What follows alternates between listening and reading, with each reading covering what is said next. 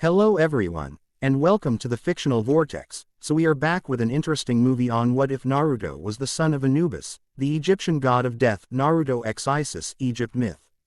But before we start, I just want to remind you to please subscribe to my channel and hit the like button if you enjoy my content.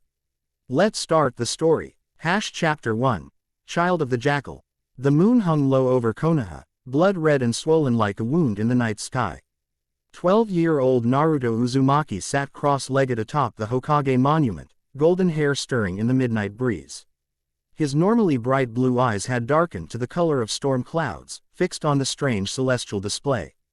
"A blood moon," he whispered, the words carried away by the wind. "Mother said there when the veil thins."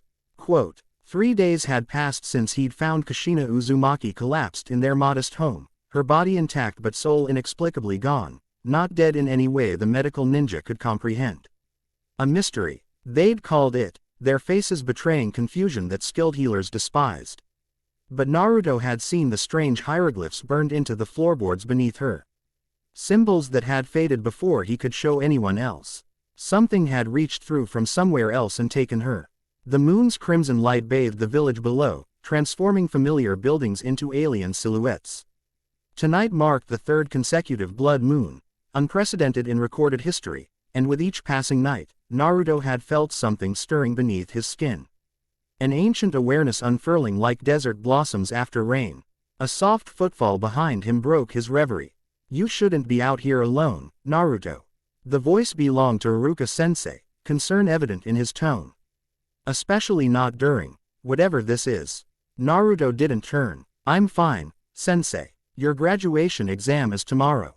You should be resting." Iruka settled beside him, following Naruto's gaze to the bloated moon. "I know things have been difficult since your mother." "She's not dead," Naruto interrupted, certainty hardening his voice. "She's somewhere else." Iruka's C.G.H. carried years of experience with stubborn children clinging to impossible hopes.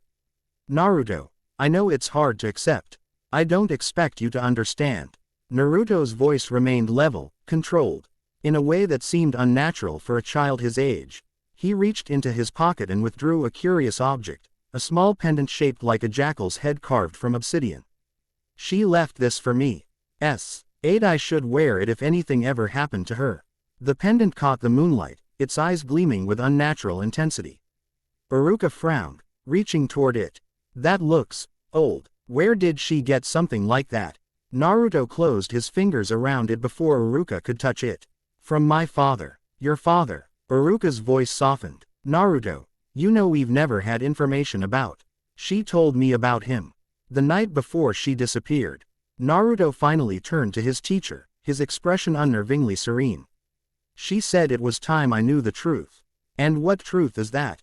The crimson moonlight seemed to intensify, casting Naruto's face in blood-red shadow.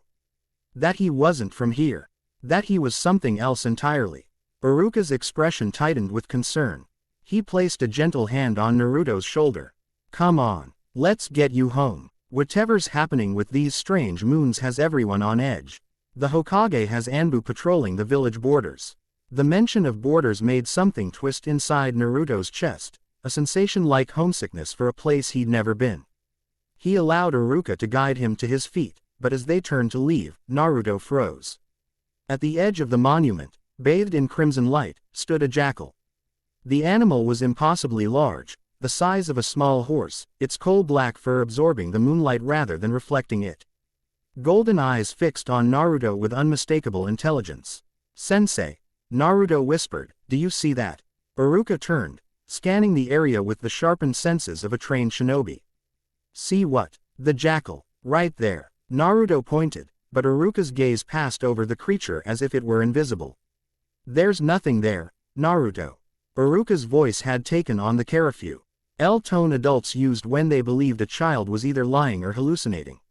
"Let's go. You need rest." The jackal's ears flicked forward, and its head tilted slightly. Despite never having seen such a creature before, Naruto felt a profound connection to it, a sense of recognition that transcended logic. "I'll catch up," he said abruptly, pulling away from Iruka's guiding hand. "Naruto. 5 minutes, Iruka-sensei. Please." Something in Naruto's tone gave the instructor pause. He studied his student's face, seeing a peculiar maturity in eyes too young for such gravitas. 5 minutes, Iruka conceded reluctantly. Then straight home. I'll be waiting at the bottom of the steps. Naruto nodded, attention already fixed on the jackal. As soon as Iruka disappeared down the monument stairs, the animal approached, moving with silent grace across the stone. Up close, Naruto could see that its eyes weren't merely gold but contained galaxies of light, ancient and knowing. "You're not really an animal, are you?" Naruto whispered. The jackal sat before him, its gaze level with his own. "You perceive more clearly than most mortals, young one." The voice didn't come through his ears but resonated directly in his mind, carrying the dry heat of desert winds and the cool stillness of tomb chambers. Did my father send you?" In a manner of speaking. "I am Anput, servant of Lord Anubis. I come because the veil between worlds thins, and your awakening approaches." My father is Anubis. The name felt strange yet familiar on Naruto's tongue. The Lord of Passage, Judge of Souls, Guardian of the Scales, he has many titles among many peoples. To the land of my origin, he is Anubis. Naruto clutched the jackal pendant tighter. "My mother said he couldn't stay in our world. That it would upset some balance. The divine and mortal realms must remain separate, save for rare crossings.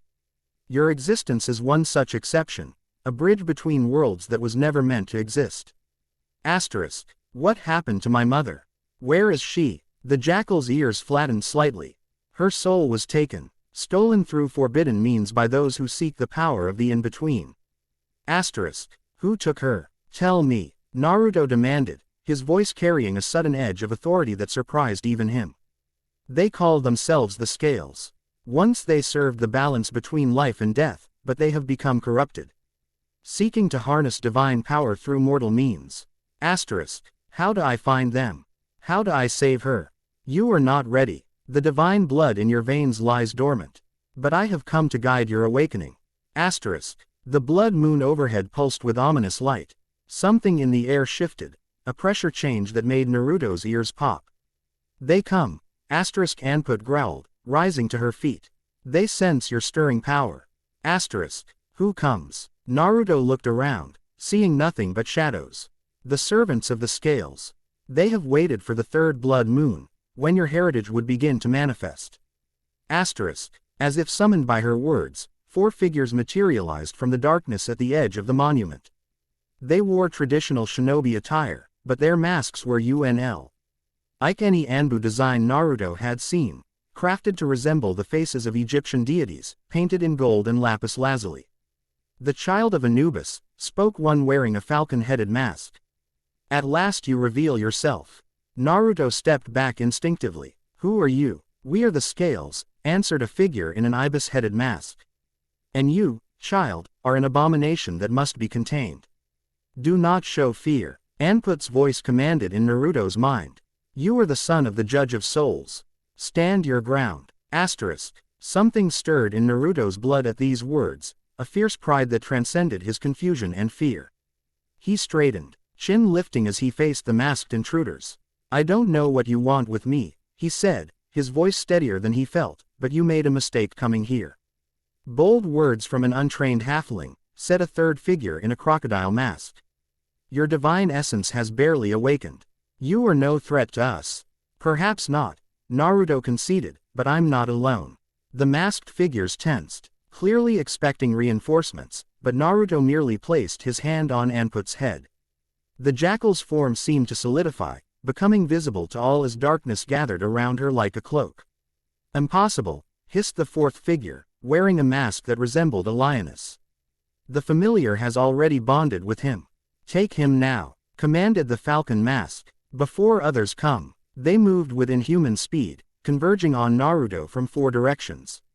Without conscious thought, Naruto's hands formed seals he'd never been taught, ancient gestures older than ninjutsu itself. "Sa per Heru." The words tore from his throat in a language he'd never spoken, yet understood perfectly. "Prepare for judgment." The air around him shimmered, and ghostly blue. Flames erupted from the stone beneath his feet, forming a perfect circle. The masked attackers collided with an invisible barrier at its perimeter, thrown backward by divine force. Naruto staggered, shocked by the power flowing through him.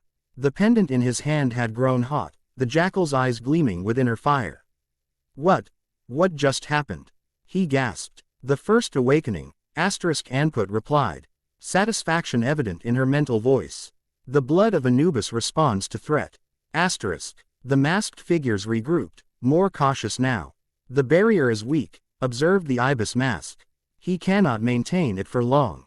His mortal vessel lacks training. As if confirming this assessment, Naruto felt a wave of weakness wash over him. The blue flames flickered, threatening to extinguish. Uruka-sensei, Naruto called out, hoping his teacher remained within earshot. Your human protectors cannot help you, said the crocodile mask, producing a scroll marked with hieroglyphs. We have erected barriers of our own.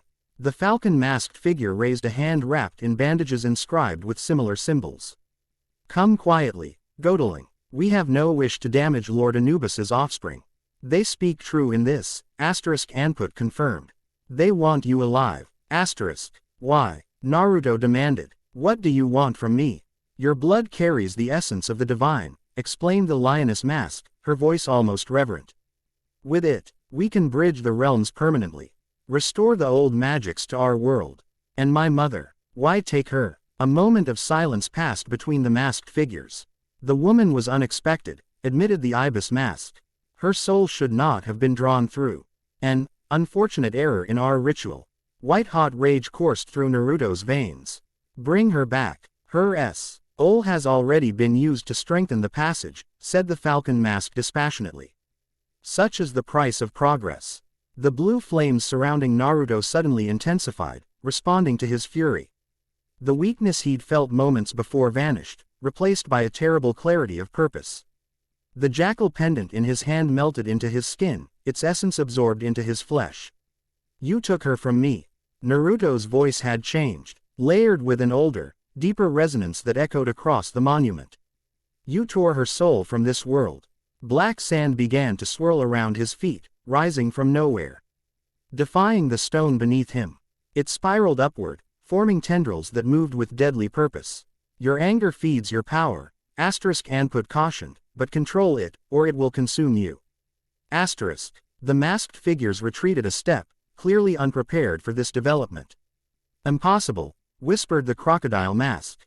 The divine essence shouldn't manifest so strongly in a mortal body. The ritual, now, commanded the falcon mask, unrolling a papyrus scroll.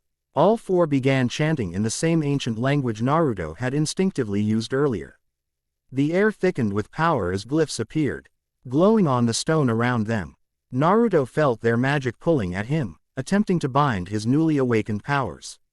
The black sand whipped more violently around him, responding to his resistance.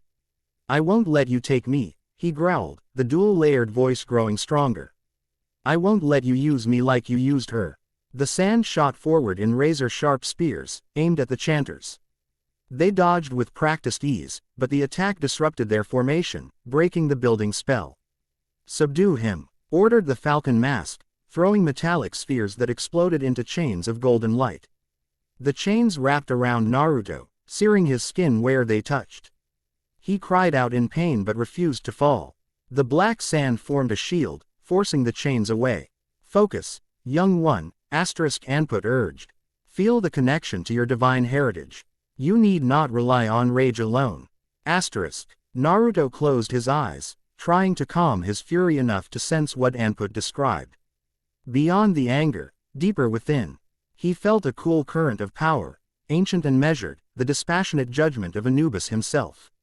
Opening his eyes, Naruto saw the world differently. Each of the masked figures glowed with auras of varying colors, and above each floated a translucent feather. The feather of Ma'at, Anput explained. You see the truth of their souls. Judge them. Naruto extended, his hand toward the falcon masked figure. I see your heart, Kenji Takayama. Former priest of the hidden shrine. Betrayer of sacred oaths. The man staggered as if struck. How do you know my name? I see all that you are. Naruto continued, his voice terrible in its calm. I weigh your heart against the feather of truth. The black sand condensed into the shape of scales before Naruto. On one side appeared a pulsing red organ, a symbolic heart, and on the other, a white feather. Impossible, gasped the ibis mask. He performs the weighing without training. The scales tilted, the heart sinking lower than the feather. Your heart is heavy with deception and greed, Naruto pronounced. The judgment is rendered. The falcon-masked man screamed as black sand enveloped him, wrapping around his limbs and torso. It didn't harm him physically, but his body went rigid, trapped in place as if mummified. Release him, demanded the lioness mask, launching a barrage of Senbon needles at Naruto.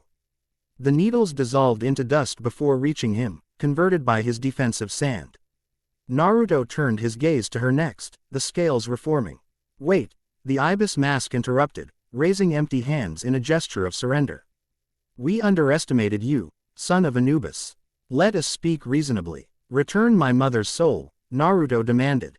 What's done cannot be undone so simply, replied the crocodile mask. But perhaps, an exchange could be arranged. They seek to deceive you, Anput warned. They cannot restore what they have already sacrificed.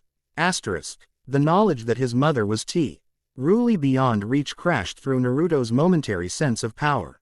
Grief threatened to overwhelm him, weakening his newfound abilities. The black sand wavered, losing cohesion. The masked figures sensed his vulnerability. They pressed forward, resuming their ritual chant. Golden chains materialized once more, lashing toward Naruto. But before they could reach him, a swirl of leaves announced a new arrival. That's enough, came a stern voice. The third Hokage stood between Naruto and his attackers, his aged face set in lines of granite determination. This does not concern Konoha, said the ibis mask coldly. The boy belongs to a different jurisdiction. Every child in this village is under my protection, the Hokage replied. Particularly this one. He formed a single-hand seal. And Anbu materialized from the shadows, a dozen elite shinobi surrounding the monument. You trespass on sovereign territory, continued the Hokage. Leave now, or face the consequences. The three remaining masked figures exchanged glances. The falcon-masked man remained frozen in Naruto's sand coffin, immobilized but conscious. This isn't finished, warned the lioness mask. The blood moons continue. His awakening has barely begun. Quote, she formed a complex seal, and golden light enveloped all four intruders. When it faded, they had vanished, including the one trapped in Naruto's sand. The power that had sustained Naruto suddenly deserted him. The black sand fell away, scattering to nothing before it hit the ground. His knees buckled, and he would have collapsed if not for Anput pressing against his side, supporting him. Naruto, the Hokage said gently, approaching with caution. Are you all right? Naruto looked up with exhausted eyes. You can see her too, right? The jackal. The Hokage's gaze shifted to Anput. His expression grave. Yes, I can see her now. So I'm not crazy. No, but you are in danger. The Hokage knelt beside him. I feared this day would come, though why? Our mother hoped to shield you from it longer. You knew about my father. The old man sighed heavily. Not everything. Kushina shared only what was necessary for your protection. That your father was not of our world. That there were those who might seek to use you. Naruto clutched at the front of the Hokage's robes. They said they used my mother's soul in some ritual. That she can't come back. Is that true? Compassion and sorrow mingled in the old man's eyes. I don't know, my boy. These matters go beyond even my understanding. He speaks truth. Anput confirmed in Naruto's mind. But I sense he knows more than he reveals. Why now? Naruto asked, his voice breaking. Why wait until now to come after me? The blood moons, the Hokage replied, looking skyward at the crimson orb.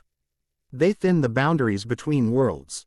Your mother warned me this might happen if they ever appeared. She knew they would come for me. She prepared as best she could. The Hokage placed a weathered hand on Naruto's shoulder. The pendant she gave you was meant to protect you, to hide your true nature until you were ready. Naruto touched his chest where the jackal pendant had melded with his flesh. It's gone. It went inside me. Then it has served its purpose. Your heritage can no longer be concealed. The Hokage stood, motioning to his Anbu. Take Naruto to the secure chamber beneath the Hokage Tower. Post guards. Our own people, no outsiders. Wait, Naruto protested, struggling to his feet. I can't just hide. My mother is beyond our reach for now, the Hokage said firmly. But you are not, and I promised her I would keep you safe. Go with him, Anput advised. You need rest to recover your strength. The awakening has only begun. Naruto wanted to argue, but exhaustion threatened to drag him into unconsciousness. He nodded reluctantly, allowing an Anbu with a cat mask to support him. What about the graduation exam tomorrow? He asked, his age reasserting itself through this mundane concern. The Hokage's expression softened. We'll deal with that later. For now, rest. As they led him away, Anput padded silently beside him, invisible to all save Naruto and, apparently, the Hokage. The old man watched them go, his face troubled. Lord Third, one of the remaining Anbu said quietly. Those intruders, their techniques weren't ninjutsu. No, the Hokage agreed. Something older, something we've forgotten, or chosen to forget. What exactly is the boy? The Hokage didn't answer immediately, his gaze tracking the blood moo. As clouds began to obscure its ominous light. The child of two worlds, he finally said. And I fear neither is prepared for what that means. The secure chamber beneath the Hokage Tower was sparsely furnished. A bed, a table, a single chair, and walls inscribed with protective seals. Naruto sat cross-legged on the floor, Anput curled beside him. Hours had passed since the confrontation on the monument. But sleep eluded him despite his exhaustion. They said the blood moons continue, he said aloud. How many more will there be? 4. Anput replied. 7 blood moons mark the complete thinning of the veil. And what happens after the 7th? The doorway between realms stands fully open for a brief time. Gods may walk among mortals. Mortals may enter the divine realm. Naruto contemplated this. Is that when my father will come? Perhaps. Lord Anubis's duties are many. The judgment of souls cannot pause, even for such rare alignments. Did he love my mother? The jackal shifted, golden eyes studying Naruto thoughtfully. Divine emotions are complex, different from human love, yet no less profound. He chose her, specifically, from all mortals. That alone speaks volumes. Why didn't he protect her? Even gods have limitations, young one. The laws binding the realms are ancient and immutable. Naruto's fists clenched in frustration. What does divine power if you can't protect the ones you care about? A question Lord Anubis himself has pondered for millennia. Silence fell between them. Naruto stared at his hands, remembering the black sand that had responded to his will. Will I be able to do that again? Control the sand, and more, with training. Your heritage grants you dominion over the sands of judgment, the physical manifestation of divine arbitration. And I could see inside that man. Know his name, his past. The weighing of hearts is your birthright. You see the truth of souls. Is that how I'll find my mother? By judging souls until I find hers. Anput's ears flattened slightly. It is not so simple. If the scales speak truth, her soul was used as fuel for their ritual. It may have been altered. Naruto leaned back against the wall, eyes burning with unshed tears. Then what's the point of all this power? Power is merely potential, Anput replied. Purpose gives it meaning. And what's my purpose supposed to be? Before Anput could answer, a gentle knock sounded at the chamber door. It opened to reveal Hinata Hyuga, carrying a tray of food. An Anbu guard shadowed her, watching carefully. Naruto-kun, she stammered, her pale eyes darting nervously around the room. I brought you something to eat. Naruto quickly wiped his eyes, surprised by her presence. Hinata, how did you know I was here? She set the tray on the table, not quite meeting his gaze. My father is on the council. He mentioned you were being kept safe after an incident. The Anbu guard remained by the door, giving them a semblance of privacy. Hinata fidgeted with her fingers, a habit Naruto had noticed during their academy classes. Thank you for the food, he said, realizing he was indeed hungry. Hinata nodded, then finally looked directly at him, and gasped. What is it? Naruto asked, suddenly self-conscious. Your chakra, she whispered, Byakugan activating instinctively. It's changed. Naruto tensed. Changed how? Quote. Her pale eyes widened as she studied him. There are threads. Golden threads running through your normal blue chakra. And around you. She extended a trembling hand, not quite touching him. There are filaments connecting you to somewhere else. She sees more than chakra, Anput observed, studying Hinata with interest. This one perceives the reeds of Ma'at, the connections of truth and order binding all existence. Can you see her? Naruto asked, nodding toward Anput. The jackal. Hinata's gaze shifted, focusing on the space beside Naruto. Her breath caught. Not clearly. There's a shadow there, with eyes like stars. Remarkable, Anput commented. Her bloodline must have origins touching the divine. Hinata, Naruto said carefully. Do you know anything about Egyptian gods? She shook her head, still staring at the shadowy outline of Anput. Only what we learned in history class about ancient civilizations. But, she hesitated. But what? My grandmother used to tell stories.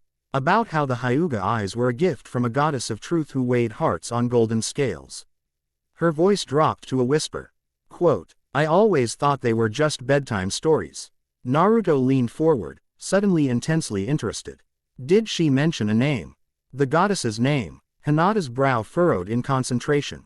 Ma'at, I think. The connection grows clearer, Anput said. The Hyuga bloodline carries the blessing of Ma'at, goddess of truth and justice. An ancient pact, likely forgotten by mortals. Naruto's mind raced with implications. Hinata, I think. The door opened again, revealing the Hokage. He raised an eyebrow at Hinata's presence but didn't seem displeased. I see you have company, he observed. Good. Isolation isn't what you need right now. Hinata immediately bowed deeply. Hokage-sama, I was just delivering food. I should go. Stay a moment, if you would, the Hokage said, surprising both children. I've been speaking with your father, Hinata, about Naruto's situation. Her pale eyes widened. My father knows. The Hyuga clan has certain historical knowledge that may be relevant. The old man settled into the room's single chair, suddenly looking every year of his considerable age. Knowledge that connects to what Naruto is experiencing. The old one moves quickly to gather allies, Anput observed. Wise. Naruto looked between the Hokage and Hinata, confused. What does the Hyuga clan have to do with Egyptian gods? The connection is ancient and largely forgotten, the Hokage explained. But in the Hyuga historical records, there are references to a time when their ancestors served as witnesses to divine judgment. The weighing of hearts, Naruto murmured. The Hokage nodded. Indeed. Their eyes were said to be granted by a goddess of truth, to see without deception. Hinata seemed as surprised by this information as Naruto. My father never mentioned this. Such knowledge is restricted to the clan elders, the Hokage said. And they speak of it rarely. But these blood moons have concerned them greatly. Because they knew what would happen. Naruto asked. They suspected. Just as your mother did. The Hokage leaned forward. Hinata's father has agreed to provide assistance in your training. Your heritage is awakening, Naruto. The powers you displayed tonight are likely only the beginning. You'll need guidance to control them. Naruto glanced at Anput. I have guidance. Yes, I see that. The Hokage's gaze shifted briefly to the jackal. But you'll need more. The Hyuga techniques for chakra control might help you manage your unique abilities. A reasonable approach, Anput commented. Divine power Neld through a mortal vessel requires extraordinary control. Hinata looked shocked. My father agreed to this. Reluctantly, the Hokage admitted. But he recognizes the potential threat these scales represent. Their powers are unlike anything our shinobi are trained to counter. But why me specifically? Hinata asked, her natural shyness momentarily overshadowed by confusion. The Hokage's expression softened. Because Naruto trusts you, child. And trust will be essential for what lies ahead. Naruto felt heat rise to his cheeks, surprised by the Hokage's perception. It was true that among his academy classmates, Hinata was the one he felt most comfortable with, though they rarely spoke directly. There's something else, the Hokage continued, his tone growing more serious. Something your mother left for you, Naruto. She made me promise to give it to you only if her fears came to pass. He reached into his robes and withdrew a small scroll sealed with wax bearing the imprint. Seijin of a jackal's head, identical to the pendant Naruto had worn. She entrusted this to me 5 years ago, after a troubling dream. Naruto accepted the scroll with trembling hands. The wax seal seemed to warm at his touch. I'll leave you to read it privately, the Hokage said, standing. Hinata, your father expects you home before curfew. The girl nodded, casting one last concerned look at Naruto before following the Hokage to the door. Wait, Naruto called. What about tomorrow? The graduation exam. The Hokage paused. Under the circumstances, I think we can make an exception. No, Naruto interrupted firmly. I want to take it. I've worked too hard to miss it now. The old man studied him thoughtfully. Are you certain? After what happened tonight, I can't just hide down here, Naruto insisted. Those people, the scales, they'll come for me again no matter what. I need to become stronger. That starts with becoming a genin. A small smile lifted the corner of the Hokage's mouth. Your mother would be proud of that determination. Very well, you'll take the exam as scheduled. But Anbu guards will remain nearby. Naruto nodded, grateful. As the door closed behind the Hokage and Hinata, he turned his attention to the scroll in his hands. Your mother was wise to prepare, Anput said.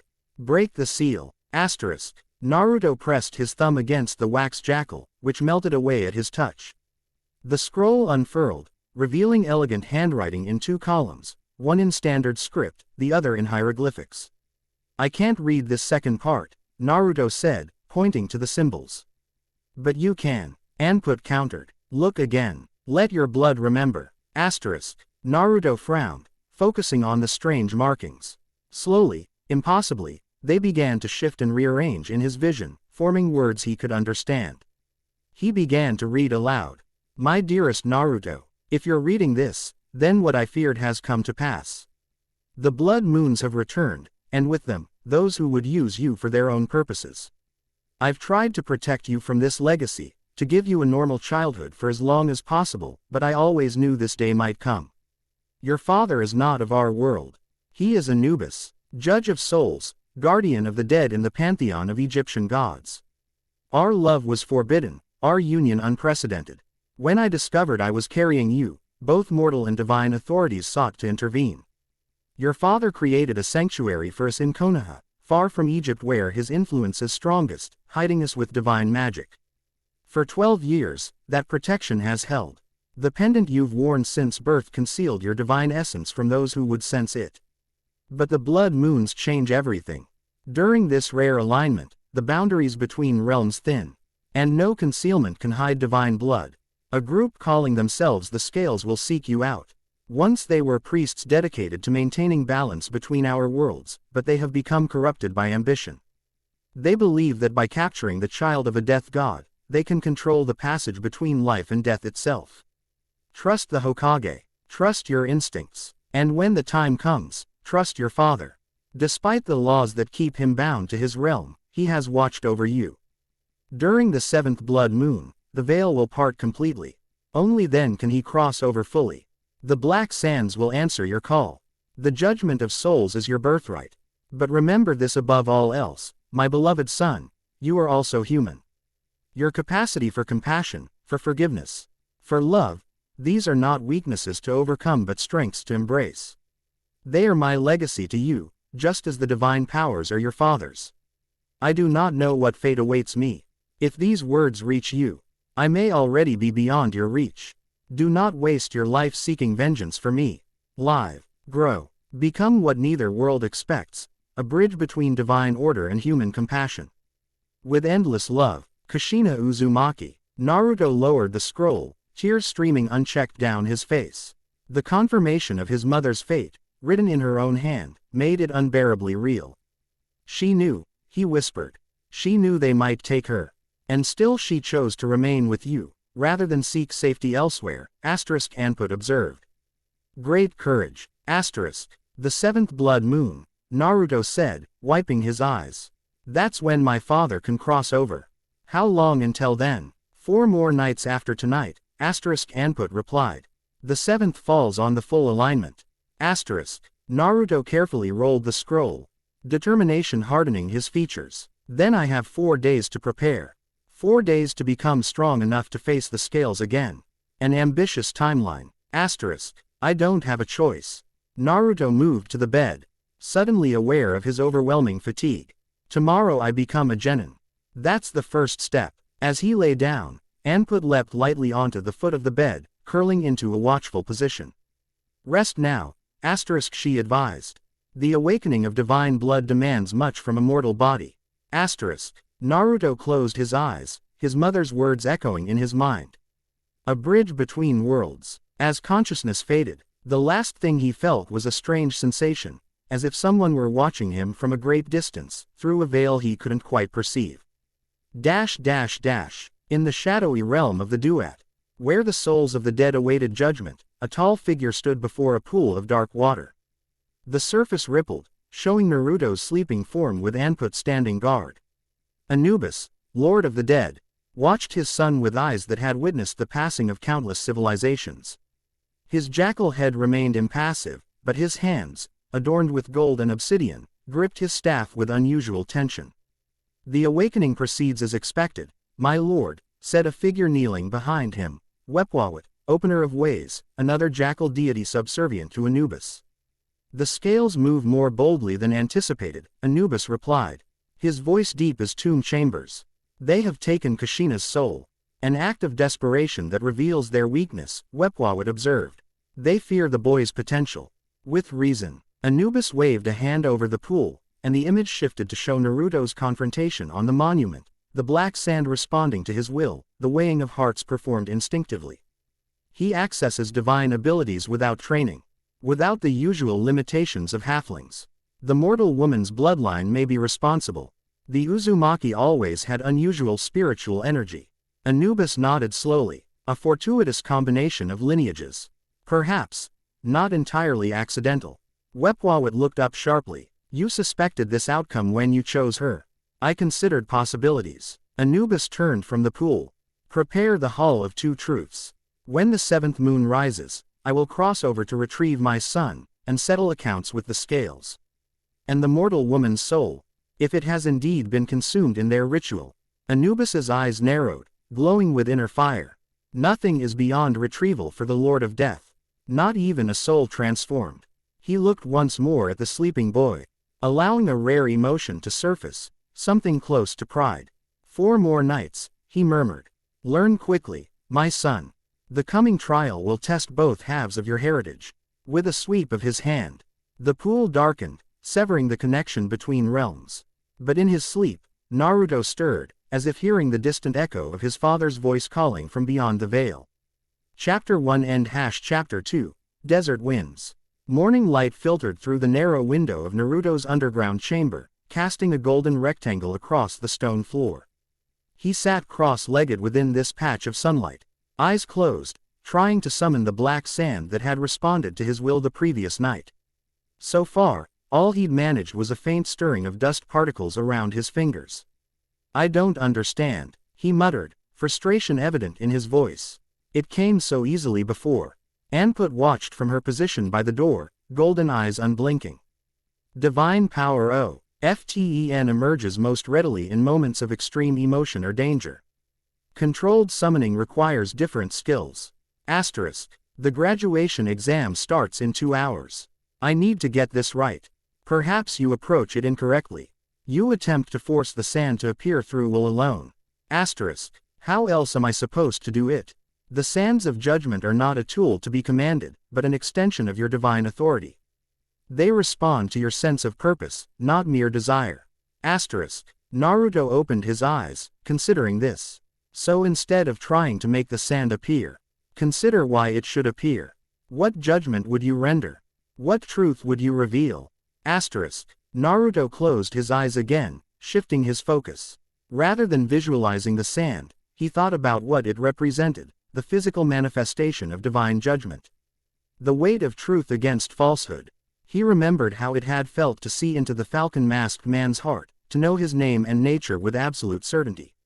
A soft hissing sound made him open his eyes. A small swirl of black particles had formed above his palm, dancing in the sunlight. "I did it," he exclaimed, then immediately lost concentration. The particles scattered, falling inert to the floor. "A beginning," Anput acknowledged. "With practice, you will improve." A knock at the door interrupted them. The third Hokage entered, carrying a small wooden box.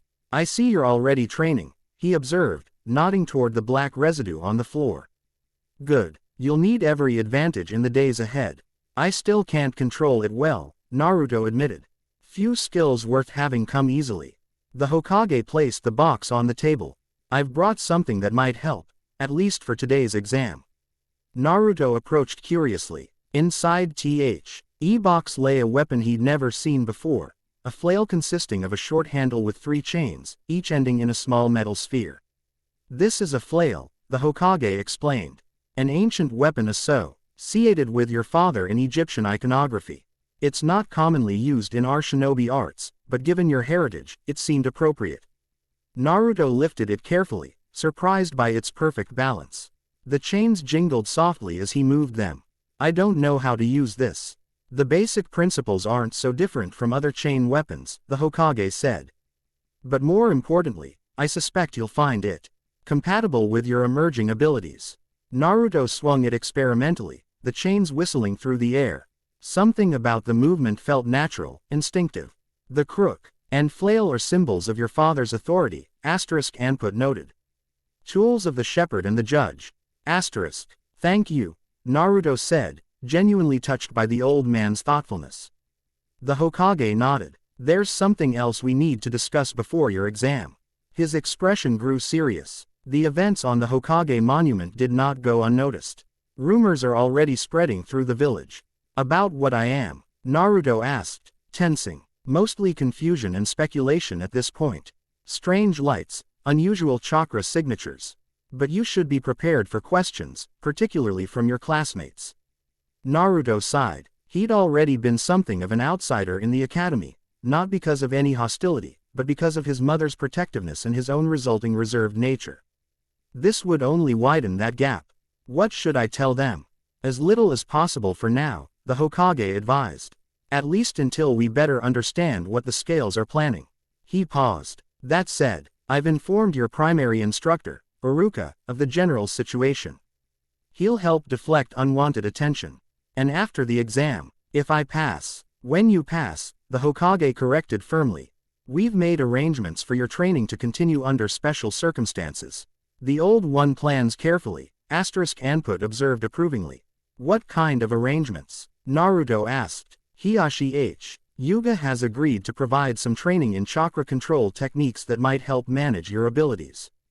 And," he hesitated, "there's another matter to consider. Your mother's letter mentioned seeking answers about your heritage. In the Sand Village," Naruto confirmed, recalling the second part of the scroll written in hieroglyphics, a part he hadn't mentioned to the Hokage. "There's said to be some connection there to my father." The Hokage's eyebrows rose slightly. "Interesting. Your mother never mentioned that specifically to me." Naruto chose his words carefully. "The scroll had additional information that only I could read. Something about desert temples and guardians of an ancient passage." "The Duat Passage," the Hokage murmured, surprising Naruto with his knowledge.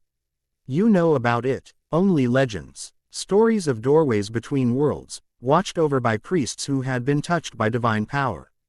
The Hokage stroked his beard thoughtfully. "If such passages exist, the desert lands of the Wind Country would be a logical location for one." "I need to go there," Naruto said firmly. "After the 7th blood moon." The Hokage studied him with shrewd eyes. "That could be arranged, though not without complexity. Relations between our villages are delicate at present.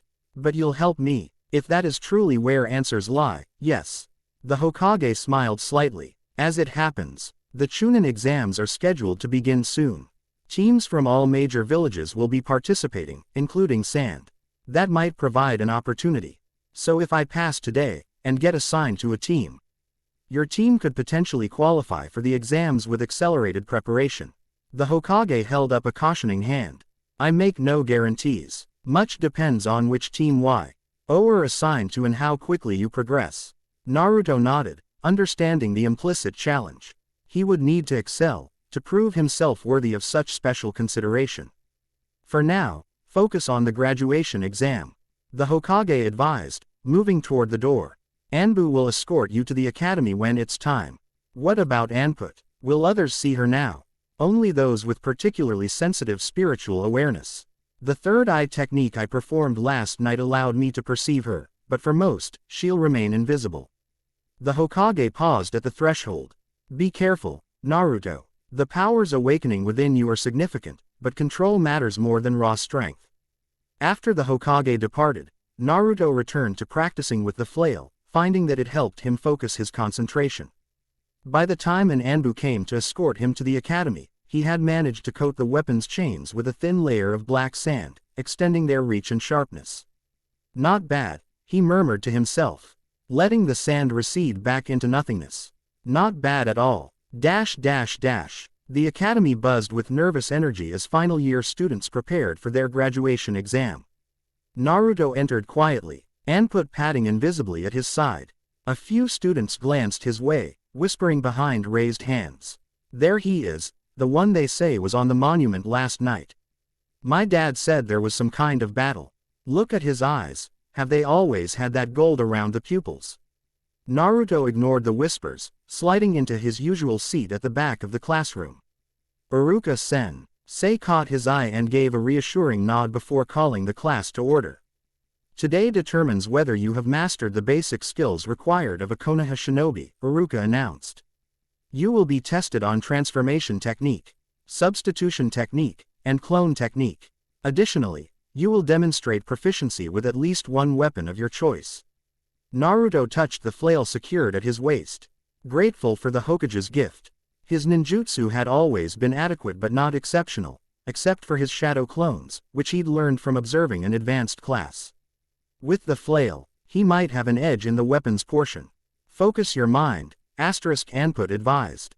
Your chakra has changed with the awakening. Your techniques may respond differently. This was concerning. Naruto hadn't considered how his newly manifesting divine powers might affect his regular ninjutsu. Hinata slipped into the seat beside him, her presence unexpected but welcome. Naruto-kun, she whispered. Avoiding direct eye contact as usual. How are you feeling after everything?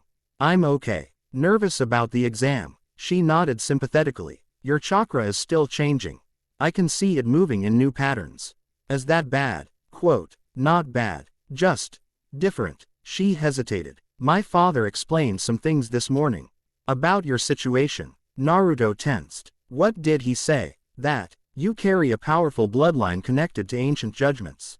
That's all. She fidgeted with her fingers. He also said I should help you with chakra control exercises. After we become genin, you're pretty confident we'll both pass. Naruto observed, smiling slightly. A faint blush touched her cheeks. You've worked hard, and something tells me your new abilities won't interfere with basic ninjutsu. The girl sees clearly, Anput commented. Her connection to Maat grants insight beyond ordinary perception.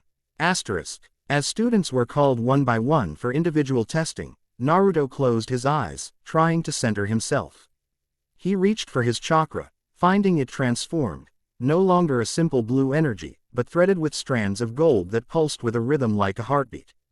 When his name was finally called, he entered the examination room with Anput still at his side. Uruka and another instructor, Mizuki, sat behind a table covered with headbands. Naruto Uzumaki, Uruka said formally. You will now demonstrate the required techniques for graduation. The transformation technique came first. Naruto formed the hand seals, focusing his altered chakra. For a moment, he read nothing would happen. Then smoke enveloped him, and when it cleared, he had transformed into a perfect replica of the third Hokage, down to the subtle lines of age around his eyes. Uruka nodded approvingly. Excellent. Now substitution. Quote. Again, Naruto performed the technique flawlessly, switching places with a wooden log in the corner of the room. But as he completed the substitution, he noticed something unusual, a brief trail of black particles connecting his original position to his new one, visible only for an instant. Your divine abilities enhance your shinobi techniques, Anput observed. The sand responds to your movement through space. For the clone technique, Naruto decided to demonstrate his shadow clones rather than the basic illusory version. 5 perfect copies appeared around him, each solid and capable of independent action. Mizuki's eyebrows rose. Shadow clones. That's a Jonin-level technique. I've been practicing, Naruto said simply, dispersing the clones. Very impressive, Iruka acknowledged. Finally, weapon demonstration. Naruto unhooked the flail from his belt. The unfamiliar weapon drew curious looks from both instructors. An unusual choice, Mizuki commented. It felt right, Naruto replied, moving to the center of the room. He began a series of movements that should have been awkward for a first-time user, yet flowed with surprising grace. The chains extended and retracted with precision, the metal spheres tracing complex patterns in the air. Without conscious intention, a thin coating of black sand formed along the chains, extending their reach by several inches. Iruka leaned forward, his expression intense. What is that substance? Naruto faltered, the sand dissipating immediately. It's part of my bloodline. It just started manifesting. The two instructors exchanged glances. Iruka nodded slightly. Well controlled, whatever it is, he said, reaching for a headband. Congratulations, Naruto. You've passed with exceptional marks. Relief and pride washed through Naruto as he accepted the headband. As he tied it around his forehead, Anput's mental voice held a note of satisfaction. The first step on your new path. Well done. 3 days later, Naruto found himself standing before the Hokage with his newly assigned team, Team 7, consisting of himself, Sasuke Uchiha, and Sakura Haruno, led by the enigmatic Jonin Kakashi Hatake. I have a special assignment for your team, the Hokage announced, puffing contemplatively on his pipe. One that would normally be reserved for more experienced genin, but given the unique skills represented here, I believe you are suited for it. Kakashi, his face mostly concealed behind his mask and headband, raised a single eyebrow. This wouldn't happen relate to certain events during the recent blood moon, would it? Perceptive as always, Kakashi. The Hokage slid a scroll across his desk. A diplomatic mission to the hidden sand village. You'll be delivering communications regarding the upcoming Chunin exams while gathering intelligence on some concerning activities near their borders. Sakura, always quick to analyze, spoke up. With respect, Hokage-sama, isn't this unusual? Normally new genin teams start with D-rank missions within the village. Indeed, consider this an opportunity to prove yourselves early. The Hokage's gaze lingered on Naruto. There are also specific research opportunities in the Sand Village that align with Naruto's heritage. Sasuke glanced sharply at Naruto. Heritage. Naruto shifted uncomfortably. He'd barely spoken with his teammates since their assignment, and he certainly hadn't explained his divine parentage. A recently discovered bloodline, Kakashi interjected smoothly. Connected to S. Interesting abilities with sand manipulation. A convenient simplification, Anput commented from her position beside Naruto. Since the graduation exam, she had remained constantly at his side. Though only Naruto could hear her mental voice. When do we leave? Naruto asked, eager to change the subject. Tomorrow morning, the Hokage replied. The journey will take 3 days, putting your arrival on the night of the 7th blood moon. Naruto straightened, understanding the significance. The final moon. Indeed. The Hokage's expression revealed nothing to the others, but Naruto recognized the implicit message.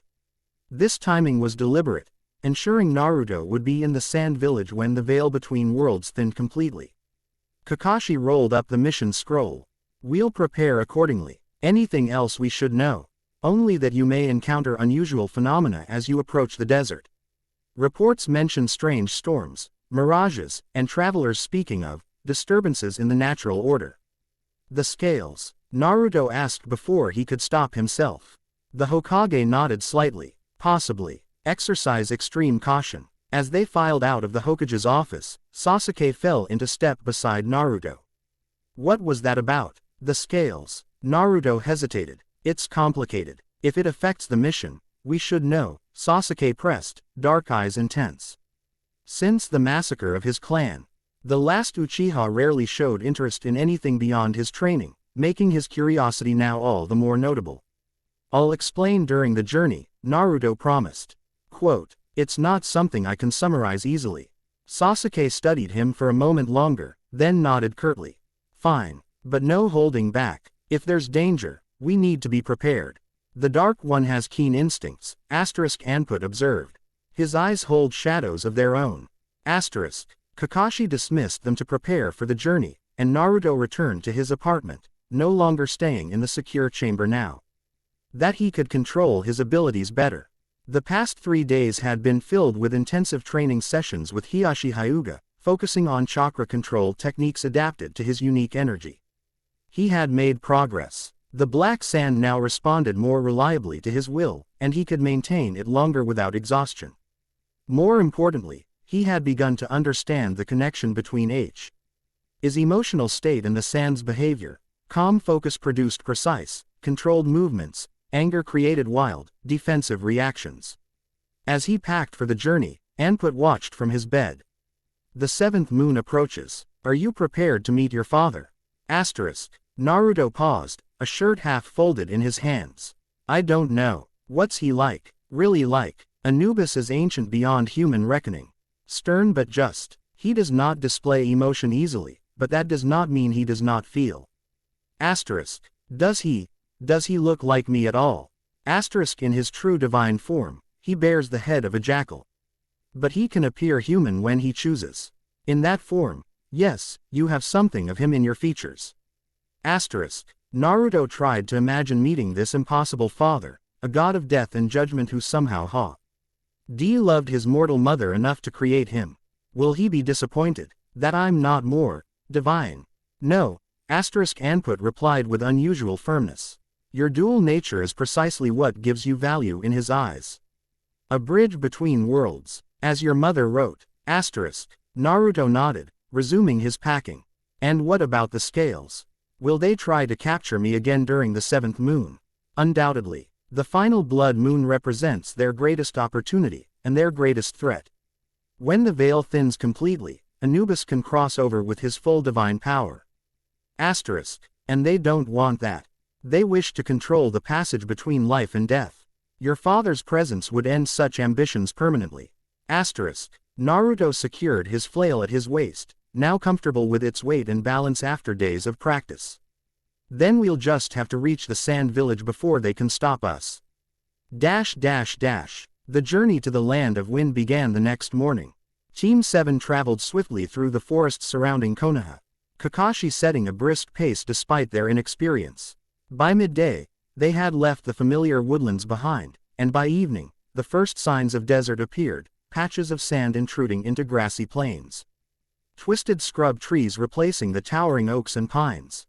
They made camp near a small oasis, and as Sakura and Sasuke gathered firewood, Kakashi pulled Naruto aside. "The Hokage briefed me fully on your situation," the Jonin said without preamble. "Including your companion." His single visible eye flicked toward Anput. Naruto stiffened. "You can see her." "Not clearly. More like a shimmer in the air." Kakashi leaned against a palm tree, his posture deceptively casual. "The Sharingan perceives things most eyes miss. He has encountered the divine before," Anput noted with interest. "There are old marks on his spirit." "I should tell the others," Naruto said. "About what I am, before we get to the sand village." Kakashi nodded. "Probably wise. Secrets have a way of becoming dangerous in the field." He pushed off from the tree. "Tonight, after we eat, I'll help explain what I can." The revelation went better than Naruto had feared. Ra's initial skepticism quickly gave way to fascinated questions about Egyptian mythology and divine bloodlines. Sasuke remained outwardly impassive, but his intense attention revealed genuine interest. "So these scales, people want to capture you because you're half god?" Sakura clarified, her analytical mind piecing together the implications. "And they already took your mother's soul." Naruto nodded grimly. "They're trying to control the boundary between life and death. Having the son of a death god would give them leverage. And the 7th blood moon happens while we're in the sand village," Sasuke observed. "Convenient timing. The Hokage arranged it," Kakashi confirmed. According to Naruto's mother, there may be answers there, a connection to Anubis. The desert, Sakura mused. It makes sense. Egyptian culture was centered around an oasis in the desert. The symbolism fits. Sasuke poked at the fire with a stick. So we're potentially walking into a confrontation with people who use some kind of god magic. While the barrier between worlds is at its thinnest. That about sums it up, Kakashi agreed cheerfully. Show us, Sasuke said suddenly, looking directly at Naruto. This sand power of yours. We need to know what we're working with. Naruto hesitated, then nodded. He stood, moving a few steps from the campfire, and closed his eyes. Focusing on the concept of judgment, of weighing truth against falsehood, he extended his hand. Black particles materialized from the air around him, swirling together into a floating sphere above his palm. It responds to my will, he explained, shaping the sand into various forms, a blade, a shield, a bird that briefly took flight before dissolving. But it's connected to specific emotions and intentions. It's strongest when I'm judging someone or something. Quote, judging how? Sakura asked. I can see into people sometimes. Know their true nature, their past. Naruto let the sand disperse. It's called the weighing of hearts. Apparently, it's my father's primary role, judging souls after death. Sasuke's expression remained neutral, but his eyes had narrowed slightly. Useful for identifying enemies, for knowing who can be trusted. I guess, Naruto agreed, uncomfortable with the intensity of Sasuke's interest. But I can't do it at will yet. It happens unpredictably. You'll get better with practice, Kakashi said, closing the conversation. For now, we should rest. Tomorrow we enter the deep desert, and the journey becomes more challenging. As the others prepared for sleep, Naruto sat at the edge of the oasis, staring at the night sky where the sixth blood moon hung heavily. One more night, he whispered. Then I meet my father. And face the trials that come with divine heritage, Anput added solemnly. The second day's journey took them into the heart of the desert. Heat shimmered above the endless dunes, distorting the horizon into rippling mirages. Kakashi led them along a barely visible trail marked by occasional stone cairns, the traditional route to the hidden sand village. By mid-afternoon, the first signs of unusual activity appeared. A caravan of merchants passed them, traveling away from the sand village. Their faces drawn with fear. Turn back, warned the caravan leader when Kakashi inquired about conditions ahead. Strange things happen near the village. Sandstorms that move against the wind. Voices calling from empty dunes. 2 of our guards disappeared last night, walked into the desert following lights no one else could see.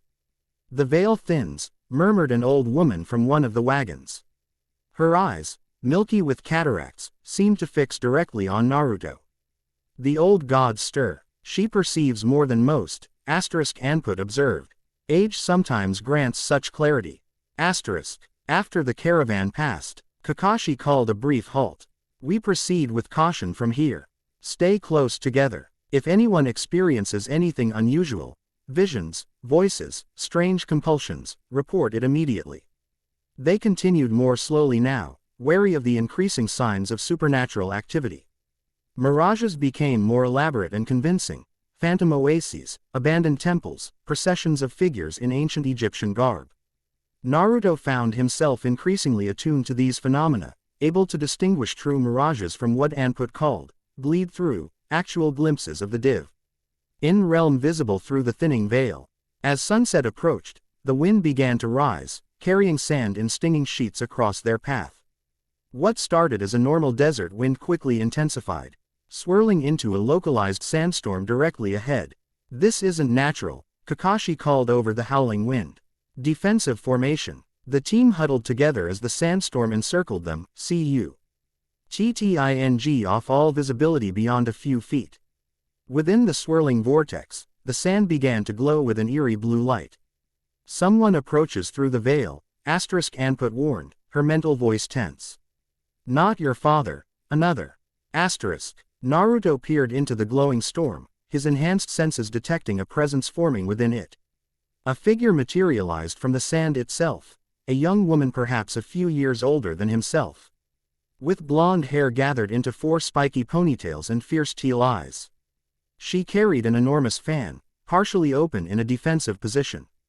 Who enters Sand Village territory unannounced? She demanded, her voice cutting through the storm's howl. Kakashi stepped forward, hands raised to show he was not preparing an attack. Team 7 from Konoha, on a diplomatic mission to your cage. The young woman's eyes narrowed suspiciously. Diplomatic missions don't sneak through the desert. We're not sneaking, Sakura protested. We're following the marked path. We have official scrolls, Kakashi added, reaching slowly into his vest. The woman's attention shifted suddenly to Naruto, her expression changing from suspicion to shock. You, what are you? Naruto felt her gaze piercing through him, somehow sensing his dual nature. Before he could respond, Anput stepped forward, becoming visible to everyone as her form solidified in the supernaturally charged air. The young woman gasped, her fan snapping fully open. A divine familiar. I knew it. You're one of them. One of whom, exactly? Kakashi asked carefully. The scales, she spat.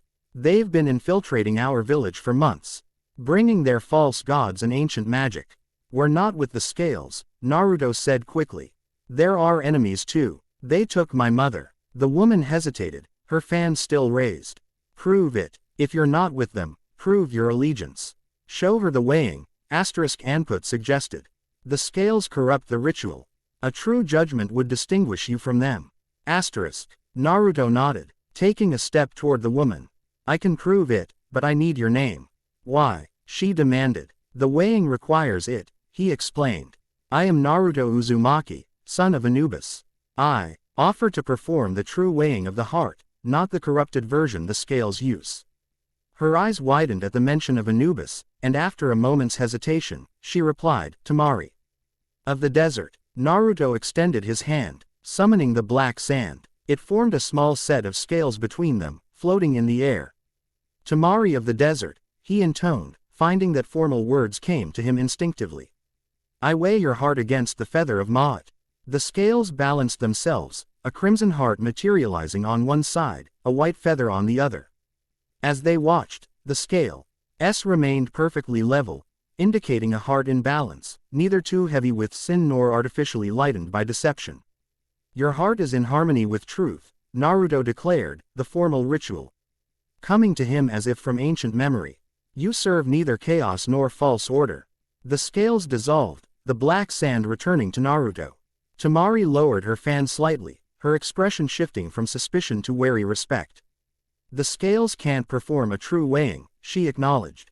Their rituals always tip in their favor, regardless of the subject's true nature. She fully lowered her fan. You really are his son. You know of my father? Naruto asked eagerly. Temari's expression grew complex. The Sand Village has connections to the old Egyptian deities, particularly those associated with death and desert. She glanced at the darkening sky. Night is falling. You shouldn't be outside the village walls after dark, not with the seventh blood moon rising tomorrow. You'll escort us? Kakashi asked. She nodded curtly. Follow me. Stay close. The desert between worlds is treacherous after sunset. The sandstorm subsided as quickly as it had appeared, leaving them standing on a dune overlooking a vast basin where the hidden Sand Village sprawled, a collection of domed buildings the color of the surrounding desert, protected by towering cliffs on three sides. As they descended toward the village, Naruto fell into step beside Tamari. You said the scales have infiltrated your village. How? Her expression darkened. They came as advisors first, offering ancient knowledge to strengthen our techniques. The cage was receptive, especially after they demonstrated powers unlike any ninjutsu we'd seen. When did this start? 6 months ago, around the time the astronomy tower first predicted the coming blood moons. She looked at him sideways. They've been searching for something beneath the village. Something connected to Anubis. Naruto's pulse quickened. A passage to the duat. Tamari stumbled slightly, clearly surprised by his knowledge. How do you know about that? My mother left instructions. Said I needed to find it during the final blood moon. She studied him with new intensity. The scales want control of the passage. They've been conducting experiments, taking people for their souls, Naruto said grimly. Yes. Her voice dropped lower. Including my mother, 5 years ago. They claimed she died of a desert fever, but I saw them take her, saw her soul pulled from her body while she still breathed. The parallel to his own loss struck Naruto deeply. I'm sorry. My mother was taken 3 days before the first blood moon. A moment of shared understanding passed between them. Temari nodded once, acknowledgement and subtle alliance in the gesture. The Cage is my father, she said abruptly. But I don't trust him anymore. Not since the scales gained influence. If you're truly here to oppose them, I'll help you find the Duat passage. Why trust me so quickly? She glanced at Anput, then back to Naruto. The jackal familiar is proof enough. And the true weighing, she hesitated. My mother told Stories about the just judge who would someday return to reclaim the passage. I think she meant your father. They reached the massive gates of the sand village as true darkness fell. The guards tense at their approach but relaxed somewhat upon recognizing Temari. After a brief explanation about diplomatic visitors, they were permitted entry. I'll take you to guest quarters, Temari said formally, loud enough for the guards to hear. Then, in a whisper, meet me at the central water cistern at midnight. I'll show you what the scales have been doing. The guest quarters assigned to Team 7 were Spartan but comfortable, a small house near the village center with basic amenities. After settling in, Kakashi called them together for a strategy session. Clearly, the situation is more complex than we anticipated, he observed. The scales have established significant influence here. Temari seems like a potential ally, Sakura noted. But can we trust her completely? The weighing confirmed her heart is in balance. Naruto said, and she has personal reasons to oppose the scales. Sasuke leaned against the wall, arms crossed. Still, her father is the Cage, apparently working with our enemies. Family loyalty could complicate things. She doesn't trust him anymore, Naruto countered. Not since the scales got involved. Regardless, Kakashi interjected, we proceed with caution. Naruto, you'll meet with Temari as arranged. I'll shadow you from a distance. Sasuke, Sakura, remain here and maintain our official cover. If anyone comes asking questions, we're simply delivering diplomatic communications regarding the Chunin exams. As midnight approached, Naruto prepared to leave, the flail secured at his waist. Anput padded beside him, her form shifting between visibility and shadow as the moonlight waxed and waned through the windows. The 6th blood moon rises, she noted. Tomorrow night, the veil parts completely. And my father crosses over, Naruto murmured. Among others, Kakashi added grimly from the doorway. Ready. They slipped through darkened streets, avoiding the occasional patrol. The sand village at night was eerily quiet, its inhabitants seemingly reluctant to venture out under the blood moon's crimson glow.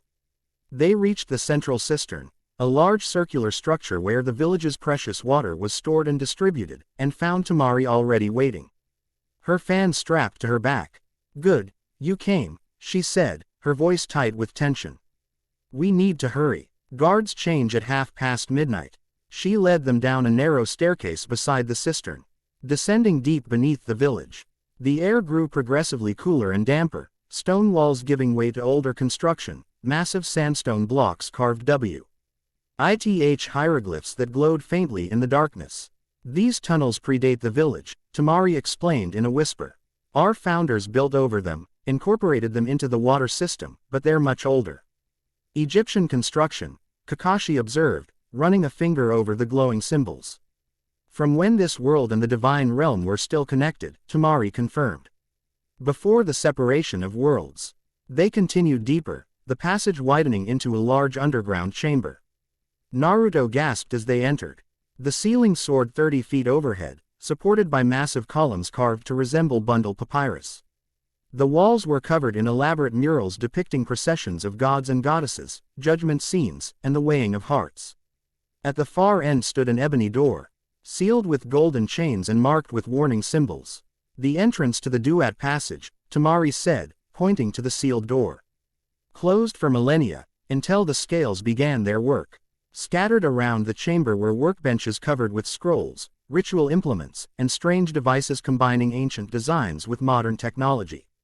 Numerous diagrams showed the end of the 7 blood moons and their relationship to various star configurations. They've been preparing for the seventh moon, Tamari continued, leading them to a specific workbench. Using these, she uncovered a rack containing dozens of small crystal vials, each containing a swirling luminescent substance. Souls, Naruto whispered, instinctively recognizing the contents.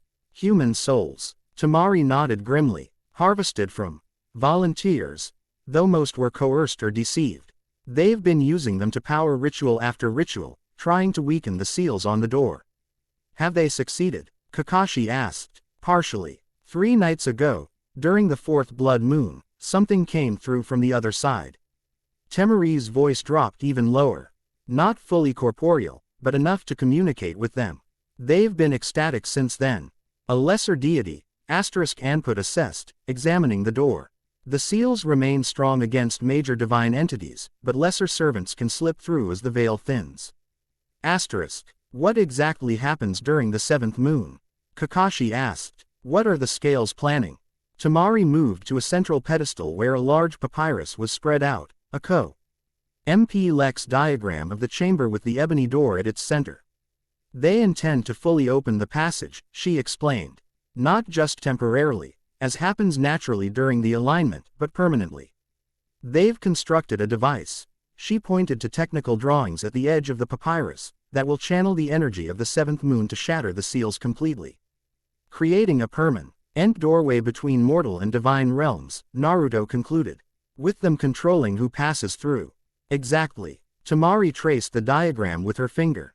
They'll position soul containers at these points, creating a barrier that they believe will give them authority over the passage. Anyone wanting to cross over, god or mortal, would require their permission. Including my father, especially him. The scales fear Anubis above all others, because his judgment cannot be corrupted. Temari's expression hardened. They stole my mother's soul to power their earliest experiments. I've been gathering information since then, looking for a way to stop them. Kakashi studied the diagrams carefully. These devices, they're already in place. Most of them. The final components will be installed tomorrow, before moonrise. Tamari looked at Naruto. That's why I brought you here tonight. Once everything is in position, it will be much harder to interfere. Naruto approached the ebony door, drawn by an inexplicable sense of familiarity. The golden chains seemed to respond to his presence, vibrating slightly as he neared. He reached out, his fingertips barely brushing the ancient wood. A shock of recognition surged through him. Visions flooded his mind. A vast hall with columns soaring into darkness, scales larger than houses weighing the hearts of the dead, a throne of obsidian, where a jackal-headed figure sat in judgment. Father, he whispered, the word escaping involuntarily. The golden chains glowed brighter, and for a brief moment, a crack appeared in the ebony surface, not breaking the door, but revealing a glimpse of what lay beyond. A pair of glowing eyes appeared in the darkness, fixing on Naruto with unmistakable recognition. Then the vision ended, the door solid once more. Naruto staggered backward, would have fallen if not for Anput pressing against his legs, steadying him. What happened? Kakashi asked sharply. I saw through the door. For just a moment, Naruto's voice shook slightly. I saw my father's realm. And he saw me. Tamari looked both awed and alarmed. That's impossible. The door hasn't opened for thousands of years. Not opened, Anput corrected. Recognized. The door knows the blood of its master. A sudden noise from the entrance to the chamber made them all freeze. Footsteps echoed from the corridor, accompanied by voices. Quick, hide, Tamari hissed, pulling them behind a massive column. 4 figures entered the chamber, 3 wearing the now familiar masks of the scales, Falcon, Ibis, and Lioness, Akampa. Kneed by a 4th man Naruto didn't recognize. This newcomer wore the formal robes of the Cage, his face partly concealed by the traditional veil. The preparations proceed on schedule, Lord Cage, said the Falcon Mask, the same man Naruto had partially judged on the Hokage monument. By tomorrow's moonrise, we will control the passage completely. And the benefits to our village? The Cage asked, his voice cool and measured. As agreed, replied the Ibis Mask. Access to divine techniques beyond any shinobi art. Power to make sand the predominant village among the nations. And my son, you promised a cure for his condition. The Lioness Mask stepped forward. The power of the gods can stabilize the imperfect seal. Once we control the passage, we can draw on divine energy to repair what your mortal techniques could not. From their hiding place, Temari tensed at the mention of her brother. Naruto glanced at her questioningly, but she shook her head, signaling a conversation for later. There remains the matter of Anubis himself, the Kazekage continued. If he opposes this plan, he will be denied entry to the mortal realm, the Falcon Mask assured him. Oh, barrier will repel even gods of his stature. However, he hesitated. What? Demanded the Kazekage. There is the matter of his son.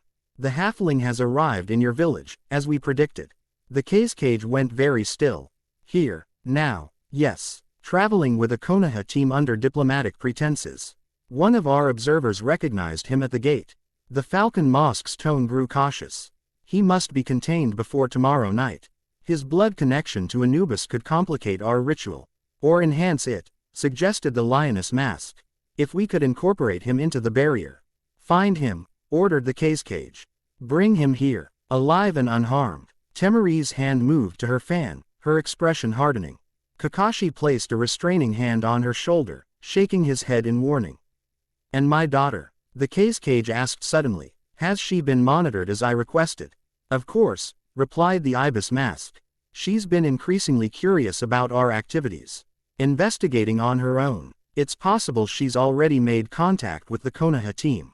The Kazekage sighed. Temari always was too independent for her own good. If she interferes, restrain her, but cause no permanent harm. She remains valuable to our village's future. Temari's eyes flashed with anger and hurt at her father's casual dismissal of her agency. Naruto felt a surge of protective indignation on her behalf. We should depart, Kakashi whispered, before they begin searching the chamber more thoroughly. They retreated silently, Temari leading them through a different passage than the one they'd entered by. This narrower tunnel wound upward, eventually emerging behind a small shrine near the village wall. Once safely away from the underground chamber, Temari turned to them, her face set with determination. Now you understand what we're facing. The scales have completely corrupted my father with promises of power and a cure for my brother, Gaara.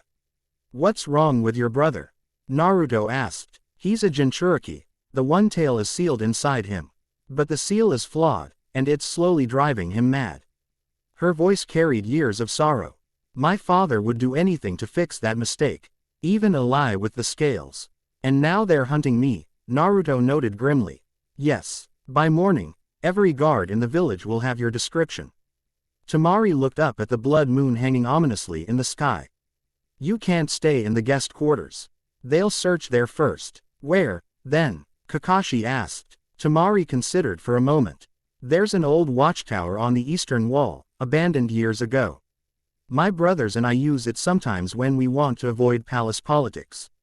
You'll be safe there until tomorrow night. And then what? Sakura had asked earlier. The question echoed in Naruto's mind. Tomorrow night, I stop the scales from controlling the Duat passage, he said with quiet certainty. I make sure my father can cross over freely. You'll need help, Temari said. I know the chamber layouts, the guard rotations. It's dangerous, Kakashi warned her. You'd be opposing your own father, your village leadership. Her teal eyes hardened. My father made his choice. Now I'm making mine. She looked directly at Naruto. The scales took my mother too. If there's any chance of setting things right, I'm in. She speaks truth, Anput confirmed. Her heart remains in balance. Despite her pain, Naruto nodded, feeling a connection to Temari that transcended their brief acquaintance, a shared loss, a shared purpose. Together, then, he agreed, extending his hand. She took it firmly, and as their hands clasped, a peculiar sensation passed between them, like a current of static electricity, but warmer, more vital. Temari felt it too, her eyes widening slightly. What was that? She whispered. A recognition, Anput explained. Her spirit has an affinity with divine wind, with Nephthys, sister to Isis and wife to Set. Another connection between your worlds. Before Naruto could respond to this revelation, the ground beneath their feet trembled. A low rumbling sound rose from deep below the village, and in the distance, alarms began to sound. What's happening? Kakashi demanded. Temari's face paled in the moonlight. It's starting. The resonance the scales predicted. The sixth blood moon is directly overhead. Another, stronger tremor shook the village. In the distance, a plume of sand erupted from near the central cistern, glowing with the same eerie blue light they'd seen in Temari's sandstorm. The seals are weakening on their own, she explained urgently. The duet passage responds to the blood moons even without the scales. Intervention. By tomorrow night, the door opens regardless, Naruto concluded. But whoever controls the chamber controls who comes through. The sand plume twisted, forming momentarily into a massive jackal head that seemed to survey the village before dissolving back into ordinary sand. Shouts of alarm rose from the streets as villagers emerged from their homes, pointing at the phenomenon. We need to move, Kakashi decided. That display will bring guards to this area. Temari nodded. Follow me to the watchtower. Quickly. As they hurried through darkened alleys, avoiding the increasing number of patrols, Naruto felt the black sand stirring within him, responding to the weakening barrier between worlds. His divine heritage was growing stronger with each passing hour, preparing for the final blood moon. Tomorrow night, everything would change. The veil would part completely. His father would attempt to cross over. And the scales would try to trap a god. The weight of what awaited pressed on Naruto like a physical burden. Yet alongside the anxiety came a strange sense of rightness, as if his entire life had been preparation for this moment. The path of the divine is never easy, Anput said quietly. But you do not walk it alone. Naruto glanced at Temari leading them through the village she knew intimately, at Kakashi vigilantly guarding their rear, at Anput padding faithfully beside him. No, he wasn't alone. And tomorrow, if all went well, S family would expand by one more, a father he'd never known but whose blood and power flowed through his veins. The abandoned watchtower rose before them, a stark silhouette against the blood-red moon. As they slipped inside its protective shadows, Naruto felt a subtle shift in the air, a whisper of power from beyond the veil, calling to the divinity within him. Tomorrow, he murmured, a promise and a prayer combined. Above them, the sixth blood moon blazed crimson, heralding the coming convergence of worlds that had remained separate for millennia. In the darkness of the tower, Naruto prepared for what would be either a reunion or a reckoning, perhaps both, when the final moon rose. Chapter 2 and Chapter 3, The Goddess, Gaze. Dawn broke over the sand village, painting the dunes beyond its walls in hues of amber and gold. Naruto stood atop the abandoned watchtower, the cool morning air a brief respite from the desert heat to come. The night had passed without incident, but sleep had brought strange dreams, visions of a woman with eyes like polished obsidian and skin the color of rich earth, watching him from across a great divide. You slept poorly, observed Kakashi, materializing beside him with characteristic silence. Naruto nodded, gaze fixed on the horizon where the rising sun chased away the last shadows of night. Dreams. Someone was watching me from somewhere else. The veil thins, Temari said. Joining them, she'd remained through the night, unwilling to return home and face questions about her whereabouts. Even those without divine blood report strange dreams lately.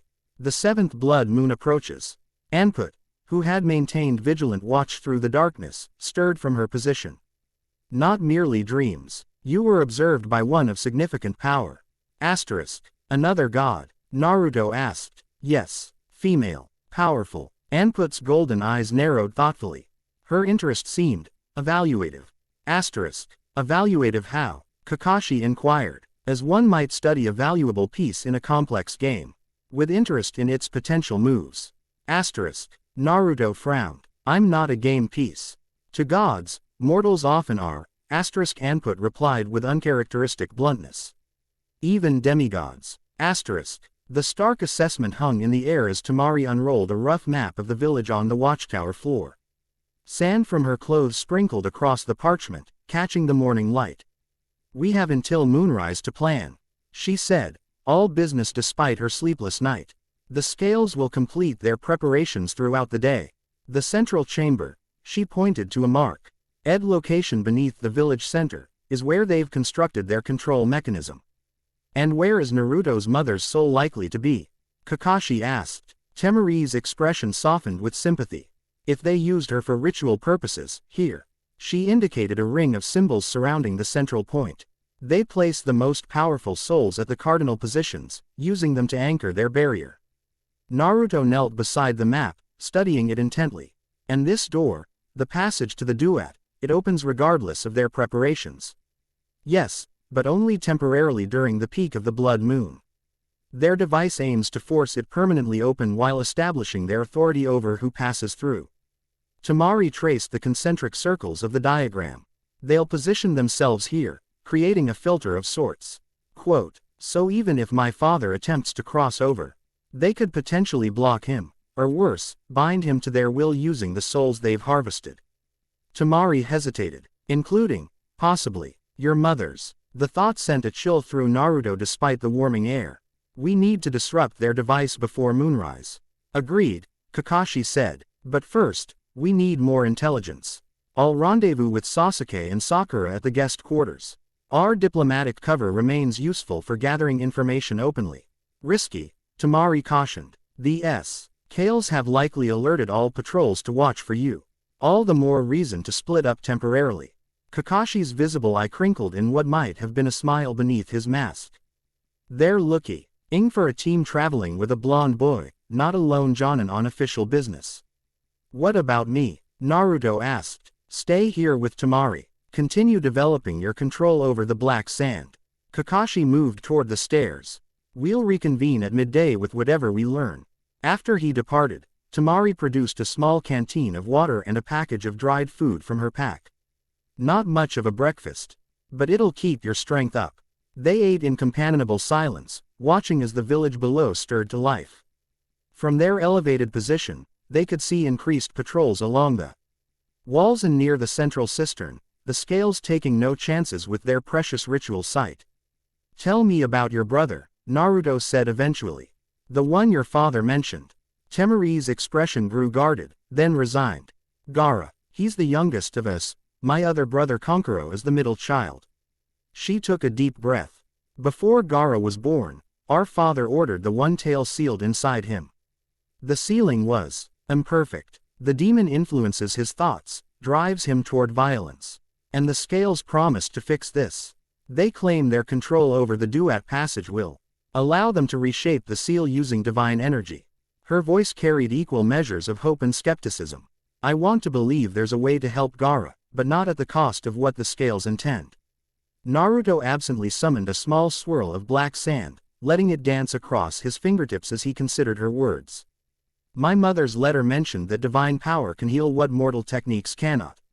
Maybe there's truth to their claims, even if their methods are wrong. Temari watched the black sand with evident fascination. You control it better today. It responds to clarity of purpose. Naruto shaped the sand into a miniature jackal, then let it dissolve. And I've never been clearer about what needs to be done. Which is, stop the scales. Free my mother's soul if possible. Meet my father. He said it simply, but the magnitude of each task hung between them. Begin your practice, Anput suggested. The coming night will demand mastery, not mere competence. For the next few hours, Naruto worked with his developing abilities under Anput's guidance and Temari's observant eye. The black sand responded more fluidly now, extending from his hands in complex patterns, forming shapes and weapons before dissolving back into nothingness. With concentration, he could maintain a continuous flow for several minutes before fatigue set in. Remarkable, Temari commented as he formed a perfect replica of her fan from the sand. It's similar to our village's sand techniques, but purer somehow. More intentional. The sand of judgment, Naruto explained, weighs truth against falsehood. Innocence against guilt. It's not just a weapon but an extension of divine authority. Can you judge anyone? See their true nature? Naruto hesitated. I've only done it once, against one of the scales. It happened instinctively, in a moment of danger. Try with me, Temari suggested suddenly. Not a full judgment. I passed that already with the balanced scales. But see if you can glimpse my past. My memories. A useful exercise, Anput approved.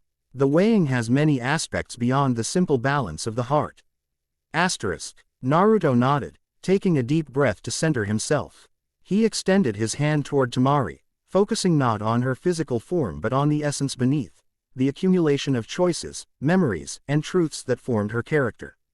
Tamari of the desert, he intoned, the formal words coming naturally. I seek not to judge but to witness. The black sand formed a thin circlet around her head, not touching her skin but hovering just above it like a dark halo. Naruto closed his eyes, and suddenly he could see, not with physical vision but with something deeper, more penetrating. Flashes of Temari's life unfolded before him, a young girl practicing with a small fan under her mother's watchful eye, tears falling as she watched that same mother's body laid to rest while officials spoke of desert fever, nights spent comforting a red toddler tormented by the voice in his head, determination hardening as she trained relentlessly, protecting her brothers in a village that feared one and underestimated the other. Through it all and a current of fierce loyalty tempered by growing disillusionment with her father's decisions. The vision ended abruptly as the sand dispersed. Naruto opened his eyes to find Tamari watching him with a mixture of apprehension and curiosity. What did you see? She asked quietly. Your strength, he replied honestly. Your love for your brothers. Your mother teaching you the first wind techniques. Her eyes widened. That's accurate. Did you see anything else? The night you discovered what really happened to your mother. You were supposed to be asleep, but you followed when they took her body to a chamber beneath the village. Tamari looked away, the memory clearly painful.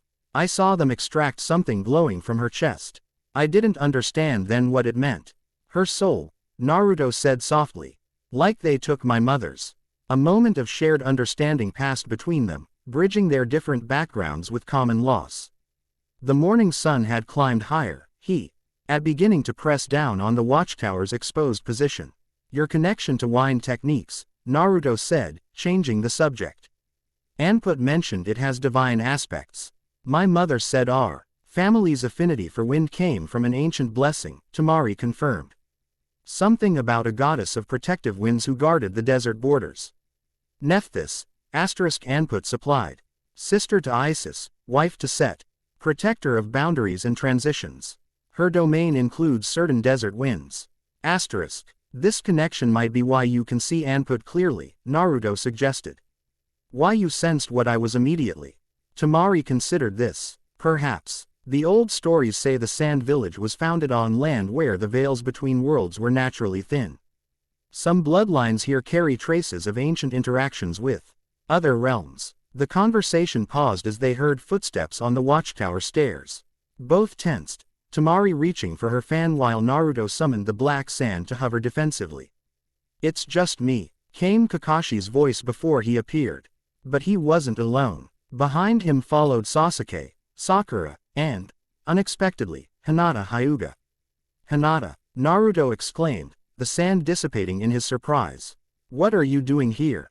The Hyuga heir fidgeted with her fingers, a nervous habit that contrasted with the determination in her pale eyes. I had to come, Naruto-kun. She arrived at the village gates this morning, Kakashi explained, having traveled alone through the desert. That's extremely dangerous, Tamari said, eyebrows raised in newfound respect. Most Jonin wouldn't attempt the crossing solo. I followed the markers, Hinata said softly. And I had help. What kind of help? Naruto asked. Dreams, she admitted, a faint blush touching her cheeks. Dreams showing me the path. A woman with eyes like night and wings of gold kept appearing, telling me I was needed here before the 7th moon. Interesting, Anput commented. The same presence that watched you reaches out to others. My father didn't want me to come, Hinata continued. But after the third dream, I knew I had to. The woman said. She hesitated, glancing at the others before focusing on Naruto. She said you would need someone who could see the threads of fate when judgment time came. Sakura, who had remained silent until now, stepped forward. We've gathered some intelligence from our diplomatic meetings this morning. The scales are definitely accelerating their preparations. The entire central district is under heavy guard. And there are umors of special containment chambers being prepared in the administrative building, Sasuke added. Presumably for you, Naruto. We also heard whispers about additional souls being harvested last night, Sakura continued grimly. From prisoners in the village detention center. They're strengthening their barrier, Tamari concluded. Making sure it can withstand divine pressure when the passage opens. Naruto looked at Hinata. These dreams you had.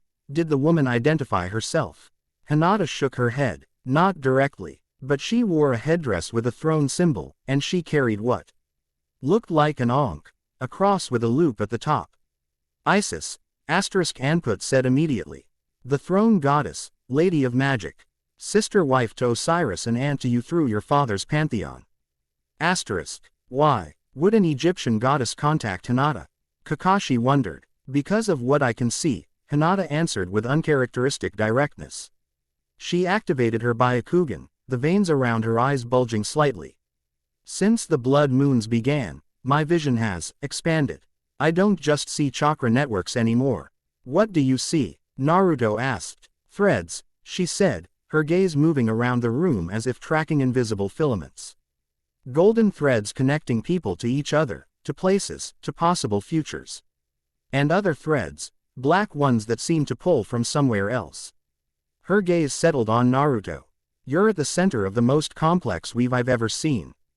Golden threads, black threads, and something else, threads of silver that connect to the door beneath the village. The threads of Ma'at, Tamari whispered. The old stories mention them, connections of fate and truth that the divine can manipulate. In my dreams, the woman, Isis, said the threads were being twisted by those who would control the passage. Hinata's Byakugan faded as she relaxed the technique. She said only those with eyes blessed by Ma'at could see the true pattern in time to correct it. The Hyuga bloodline, Naruto realized. It doesn't just see chakra, it sees the underlying structure of reality itself. Not all Hyuga, Hinata clarified. My father can't see the threads. Neither can Neji or my sister. Just me, and before me, my grandmother who told the stories of the goddess with scales. The implications of this revelation settled over the group. Whatever connection existed between the Hyuga bloodline and Egyptian deities, it had manifested specifically in Hinata at this critical moment. This changes our approach, Kakashi said thoughtfully. If Hinata can literally see the scales are attempting with these threads of fate, I might be able to help unravel their work, Hinata completed. That's what Isis, suggested in the dreams. A sudden tremor shook the watchtower. Stronger than the ones from the previous night. Outside, shouts of alarm rose from the village streets. Another resonance, Tamari said, moving to the window. They're growing stronger as the final moon approaches.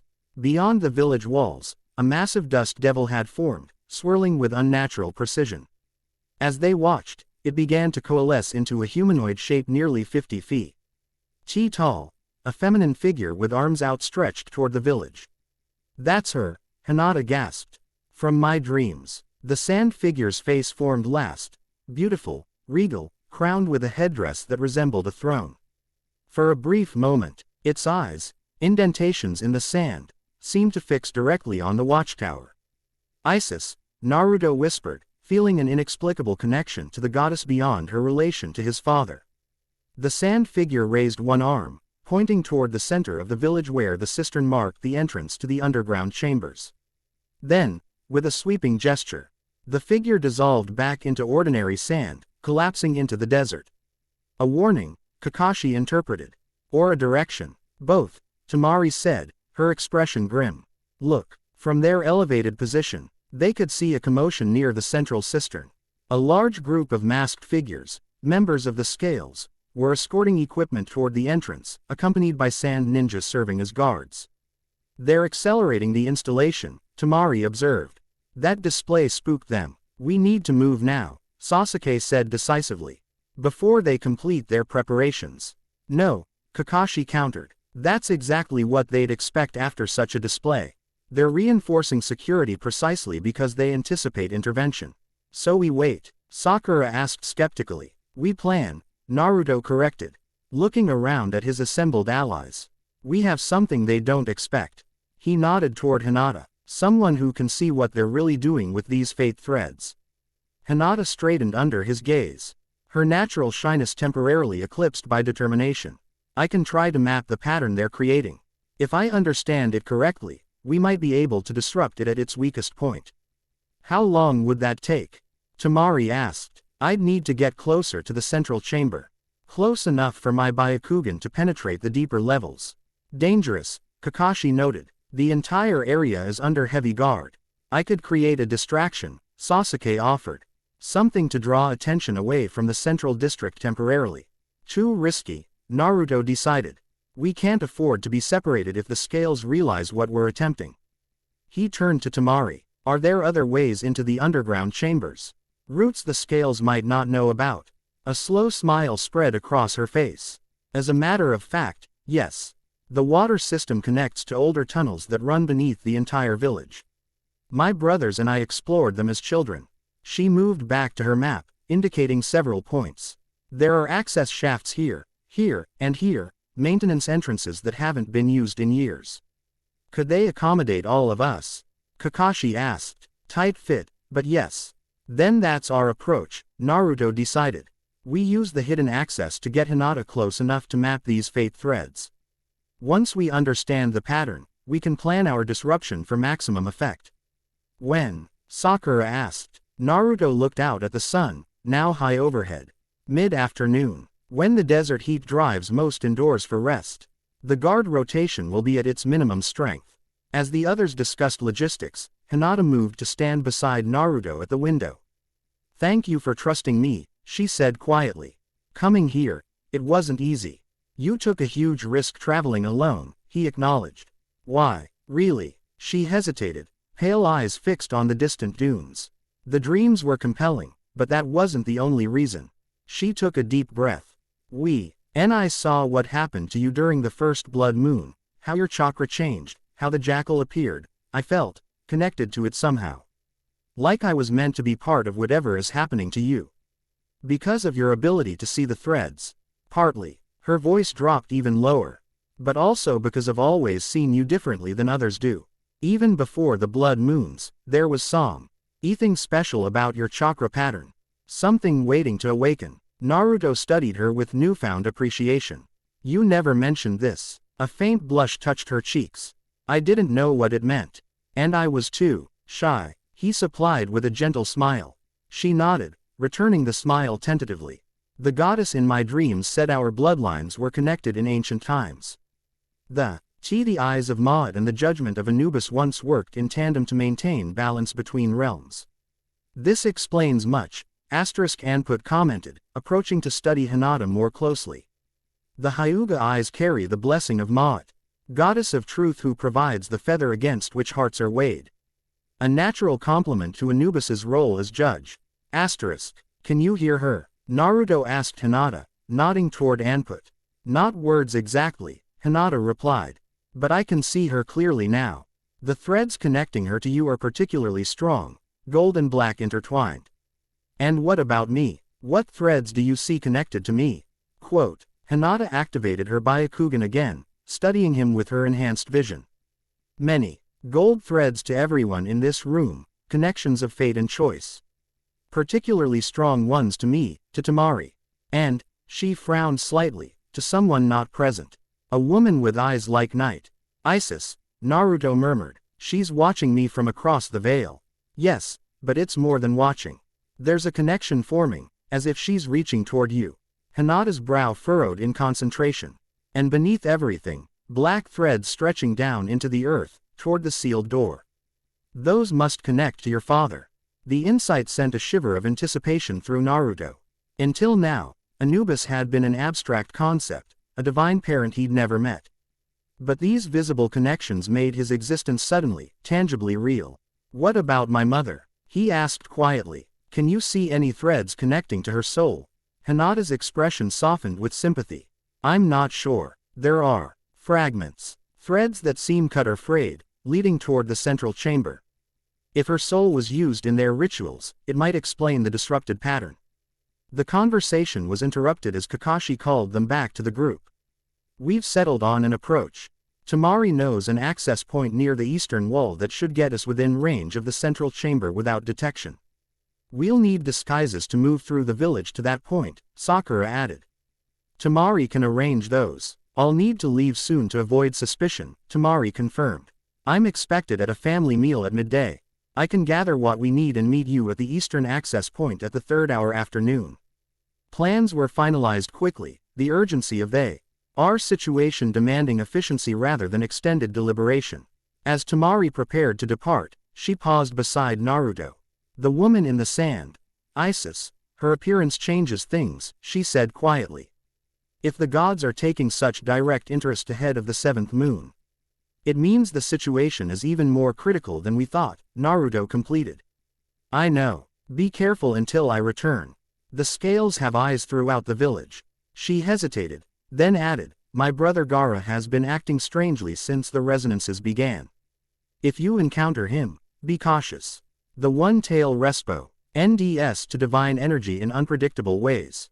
After Tamari departed, the group settled into wait, conserving energy for the afternoon's infiltration. Sasuke and Sakura established a watch rotation WH. Il Kakashi reviewed the map Tamari had left, memorizing potential escape routes. Naruto found himself drawn back to the window, staring at the expanse of desert where the sand manifestation of Isis had appeared. She's trying to help us, Hinata said, joining him again. In the dreams, she seemed concerned, not just about the passage being controlled, but about you specifically. Why would an Egyptian goddess care about me? Naruto wondered. Beyond my connection to Anubis. Perhaps for the same reason my bloodline connects to Ma'at, Hinata suggested. Ancient allegiances being remembered as the veil thins. Or perhaps, Anput interjected, she sees potential in you that others do not. Isis is known for her foresight, her ability to perceive patterns in the great weave of fate. Heat of midday pressed down on the watchtower, the sun directly overhead in a merciless blue sky.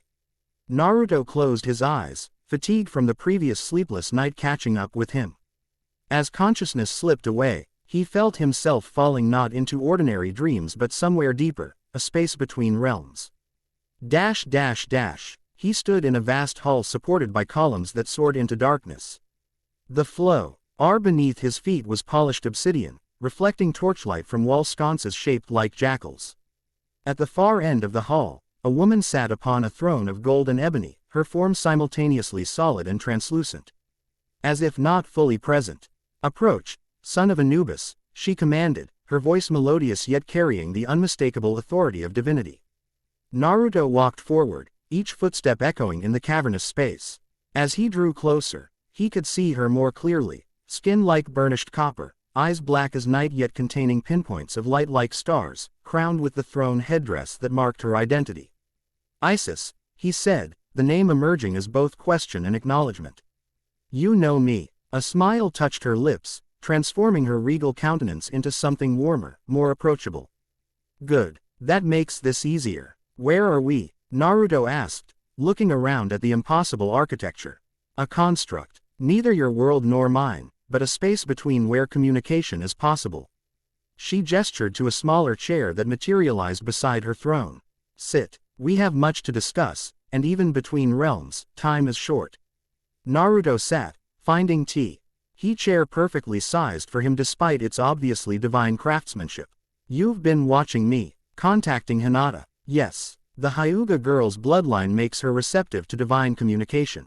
A useful trait in these complicated times. Isis leaned forward slightly. The scales moved more aggressively than anticipated. Their control of the passage would disrupt the balance between realms that has existed for millennia. Why would that matter to the gods? You've remained separate from our world by choice, haven't you? By necessity, not choice, she corrected. The separation was established after the last great conflict between divine forces nearly destroyed both realms. But separation does not mean abandonment. We observe, we occasionally guide, we maintain the delicate balance. Like my father does, judging souls. Quote, exactly. Anubis stands at the threshold between life and death, ensuring proper transition. If the scales control that threshold, she left the implications hanging. They could deny souls their proper judgment, Naruto realized. Control who passes on and who doesn't. And worse, they could potentially alter souls themselves, extracting their essence. For power as they've already begun to do. Isis's expression darkened, including your mother's. Naruto tensed. Can she be restored? If we stop them. That is complicated. Isis's gaze turned compassionate. Souls used in their rituals are changed, fragmented. Not destroyed, but transformed in ways difficult to reverse. The hope that had sustained Naruto faltered. So she's gone. Truly gone. Not gone. But returning her to her original state would require exceptional divine intervention. Isis paused, studying him. Which is partly why I have taken interest in your situation. What do you mean? The blood of Anubis flows in your veins, but it has manifested in unique ways, more potent than typical demigod heritage. Your ability to perform the weighing of hearts instinctively, to command the sands of judgment without training, these suggest potential beyond ordinary divine bloodlines. For what purpose? That remains to be seen, Isis replied cryptically. But I believe you may be capable of acts that even full gods would find challenging, including the restoration of transformed souls. Hope rekindled in Naruto's chest. You think I could save my mother? With proper guidance, perhaps. But first, the scales must be stopped from controlling the duat passage. Her expression grew more serious. When the seventh moon rises, Anubis will attempt to cross over. If the scales barrier is in place, they will try to bind him using the souls they've harvested. Using my mother against my father, Naruto said bitterly. Yes, a cruel but effective strategy. Isis rose from her throne, her form growing more translucent. Our time grows short. The veil reasserts itself. Wait, you said with proper guidance I might restore my mother. What guidance? From whom? Isis smiled enigmatically. When the time comes, I will provide what you need. For now, trust the Hyuga girl's vision. The threads she sees reveal weaknesses in the scales, design that even they do not perceive. The hall began to fade around them, columns dissolving into mist. Isis's form grew increasingly transparent, but her voice remained clear. One last thing, young bridge between worlds, she said, using the term his mother had used in her letter. The scales are not the only thread emerging as the veil thins. Set stirs in the darkness, watching these events with great interest. Set, the god of chaos. Naruto recalled fragmentary knowledge from his academy lessons on ancient cultures.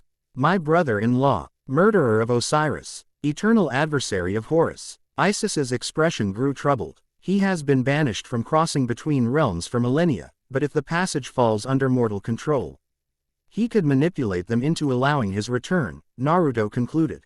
Precisely. And his return would bring devastation beyond imagining. Her form had almost completely faded now, voice becoming distant. Be vigilant, son of Anubis. Allies appear in unexpected forms, just as enemies hide behind familiar faces. With those cryptic words, the constructed space between realms collapsed entirely, and Naruto felt himself falling back toward consciousness. Naruto, wake up. He opened his eyes to find Sakura shaking his shoulder urgently. The quality of light had changed. The sun now lowered in the western sky. He'd been asleep, or in trance, for hours. What's happening? He asked, immediately alert. The scales are on the move, Sasuke reported from the window. Something spooked them. They're conducting door-to-door searches in the residential districts. Looking for us, Kakashi confirmed, appearing beside them. Someone must have reported suspicious activity near the watchtower. Naruto quickly shared the contents of his vision conversation with Isis. The others listening with varying degrees of astonishment and concern. Set, Kakashi repeated thoughtfully. That adds a concerning dimension to an already complicated situation. We need to move, Sasuke insisted. If they're searching systematically, they'll reach this area eventually. Temari won't arrive with the disguises for another hour, Sakura pointed out. We can't wait, Naruto decided. We'll have to risk moving without disguises, using back alleys and rooftops. Hinata, who had been scanning the surrounding area with her Byakugan, suddenly tensed. Too late. 4 squads approaching, 3 streets away and closing fast. Scales, Kakashi asked sharply. 2 masked figures with each group, accompanied by Sand Ninja. Her eyes widened. And something else. Someone with strange chakra, red and volatile, forming a shell around their body. Gaara, Naruto realized, recalling Temari's warning. Her brother with the one tail. Sasuke moved to the stairs, checking potential escape routes. Blocked. They're surrounding the tower methodically. We fight, Naruto said, the black sand already swirling around his hands in anticipation. Against 4 squads and a Jinchuriki, Sakura questioned, though she readied her own weapons. We don't have a choice. Kakashi pulled up his headband, revealing his Sharingan eye. Defensive positions. They'll try to take Naruto alive, which gives us one advantage. Anput, who had been watching the proceedings silently, suddenly grew more corporeal, her jackal form solidifying into something more physically present than before. The resonances grow stronger, she observed. Divine energy bleeds through the thinning veil. I can manifest more fully now. Can you fight? Naruto asked. I can defend. My purpose is to guide and protect, not to attack. The sound of footsteps on the stairs ended further discussion. The first sand ninja appeared at the top of the stairwell, only to be met with a precisely thrown kunai from Sasuke that forced him back down. Shouts from below indicated the tactical withdrawal of the first wave. They'll regroup, Kakashi warned. Probably try smoke or gas next to flush us out. The windows, Hinata suggested. I can see a path across the rooftops that's temporarily clear. Go, Naruto ordered. I'll cover our retreat. We're not separating, Sakura insisted. I'm not suggesting that, Naruto clarified, but I need to be last out. My sand can slow them down most effectively. Kakashi nodded in agreement. Hinata first, then Sakura, Sasuke, myself, with Naruto covering our rear.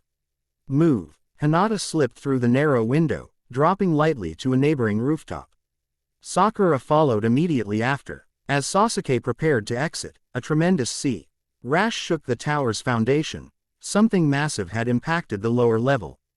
Gaara, Hinata confirmed, her Byakugan active as she watched from the adjacent roof. He's transforming. Sand covers half his body now. Move faster, Kakashi ordered, practically shoving Sasuke through the window before following himself. Naruto approached the window last, the black sand swirling more densely around him as he sensed the approaching threat. Through the floor, he could feel the vibrations of something heavy climbing the stairs, not with footsteps but with the slithering sound of moving sand. We must go now, Anput urged, her form growing slightly larger as she absorbed ambient divine energy from the thinning veil. One moment, Naruto replied, focusing his will into the black sand. It spread outward, coating the stairwell entrance with a thick barrier. That won't hold long, but it should buy us time. He slipped through the window just as a roar of frustration echoed from below. Landing on the adjacent rooftop, he joined his companions in a rapid traverse across the village skyline, Hinata leading with her Byakugan to identify clear paths. We can't outrun Gaara for long, Sasuke observed as they leapt between buildings. Not if he's transforming with the One Tail's power. We don't need to outrun him, Naruto replied.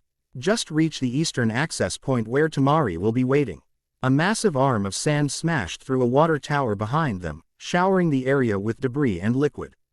Gaara appeared atop the damaged structure, his form terrifying, the half of his body completely covered in sand shaped into a monstrous raccoon-like entity, his left eye transformed into a demonic yellow orb with a 4-pointed star pupil.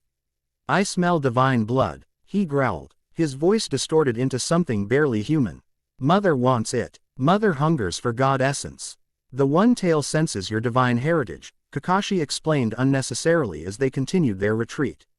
It's driving Gaara's pursuit. The transformed Jinchuriki leapt after them with inhuman speed, sand extending from his body to form massive claws that raked the air where they had been moments before.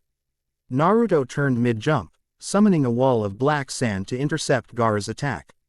The two types of sand collided with a sound like thunder, divine judgment meeting demonic chakra. Interesting. Gaara snarled, more of the One Tail's personality emerging in his voice. Not just any god blood, death god. Delicious. Keep moving, Kakashi ordered. We're almost to the eastern district. They continued their desperate flight across the rooftops, Naruto periodically turning to create barriers of black sand that momentarily slowed their pursuer. The effort drained him rapidly, the continuous use of divine power taxing his still developing abilities.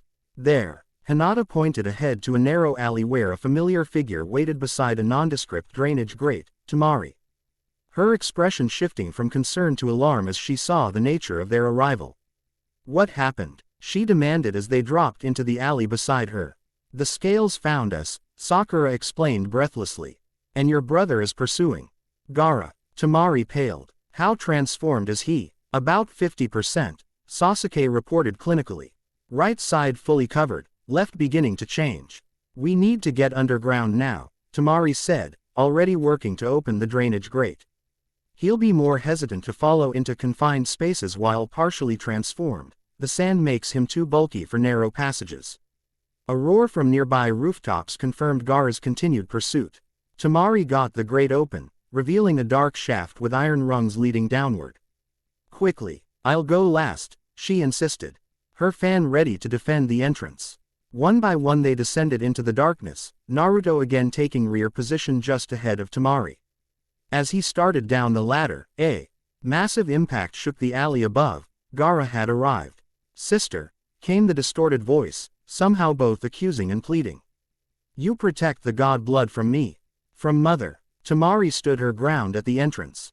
Fan fully extended. Go back, Gaara. This isn't you, it's the one tail talking. The blood moons change everything, Gaara growled. The veil thins. Mother grows stronger, more insistent. She wants the death god's child. I can't let you have him, Temari said firmly. Please, brother. Fight the voice. Naruto, halfway down the shaft, summoned his remaining strength.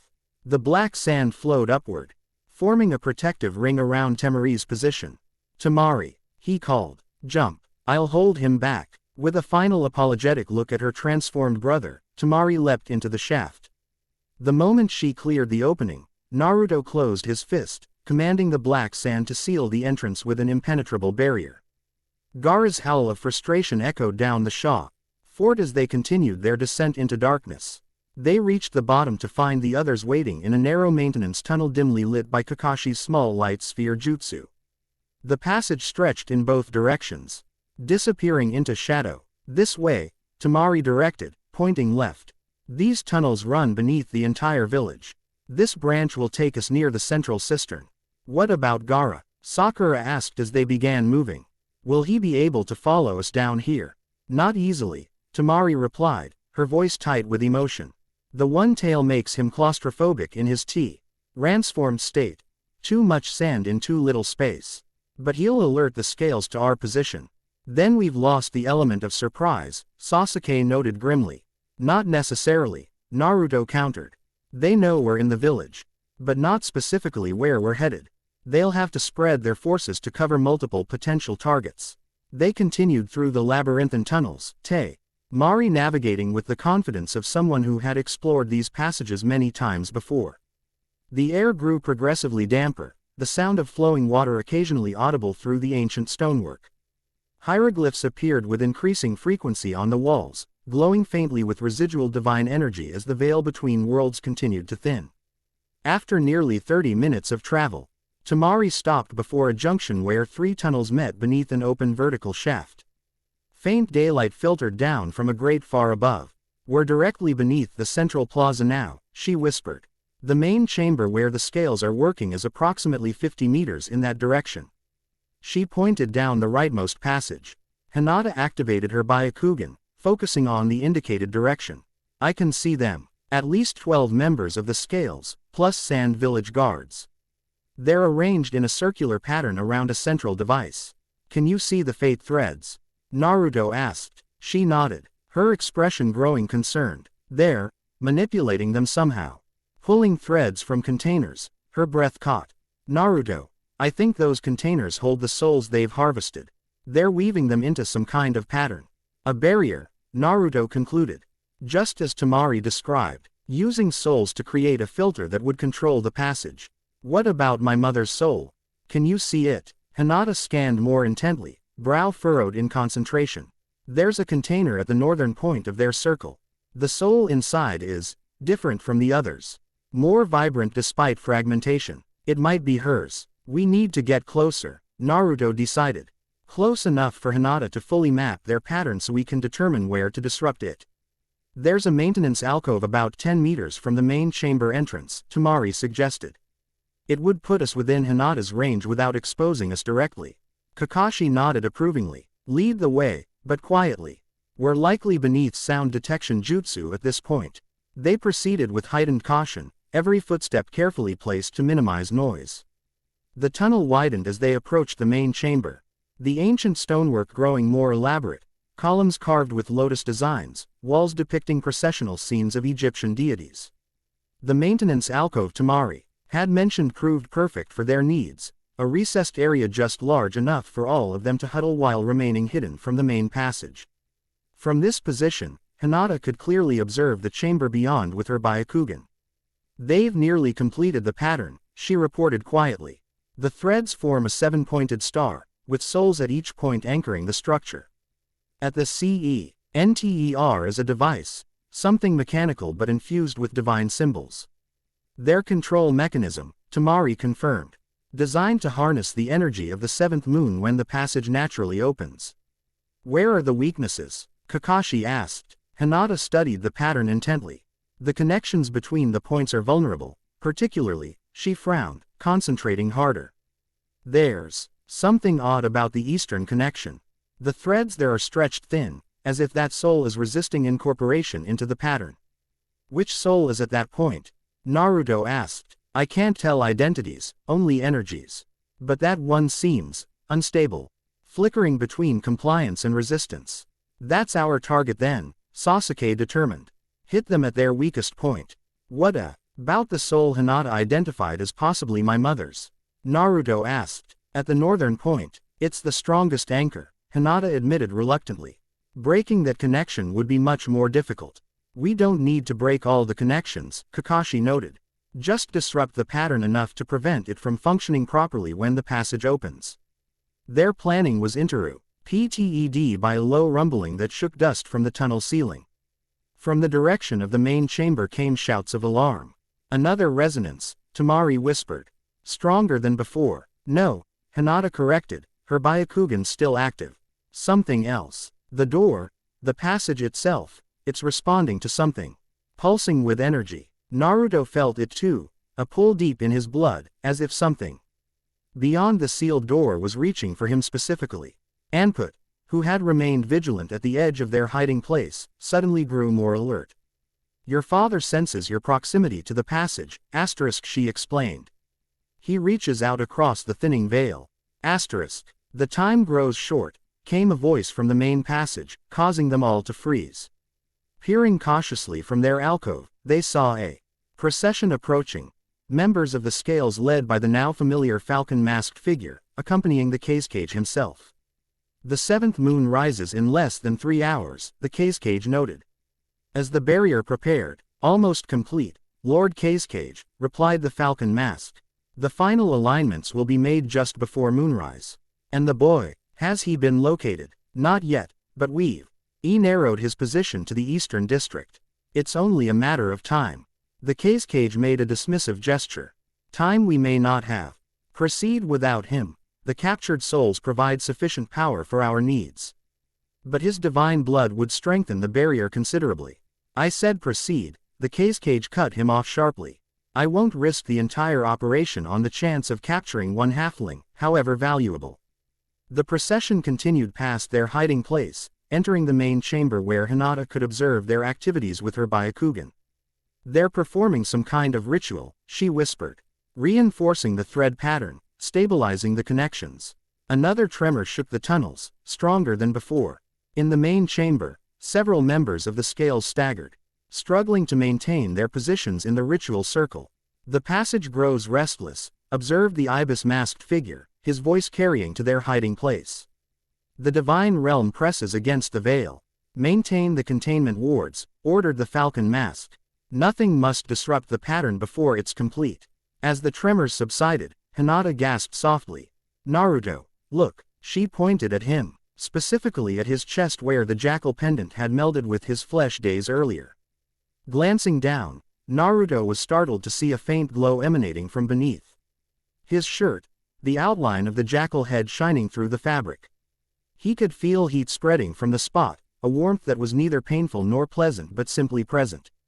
"The awakening accelerates," Anput observed. "As the seventh moon approaches, your divine heritage responds more strongly." They'll sense it if we get any closer, Naruto realized. My divine blood will give us away. Then we need to act now. Before the ritual is complete, Sasuke urged. Target the eastern connection point where the threads are weakest. How? Sakura asked practically. We're still outnumbered, and a direct assault would be suicide. Naruto closed his eyes, focusing on the warmth spreading from the pendant mark. An idea formed. Dangerous, potentially catastrophic, but with a chance of success. I need to send the black sand, he said, opening his eyes. Just the sand, not myself. If I can guide it to the weak connection point Hinata identified. Is that possible? Kakashi asked, controlling it at such a distance.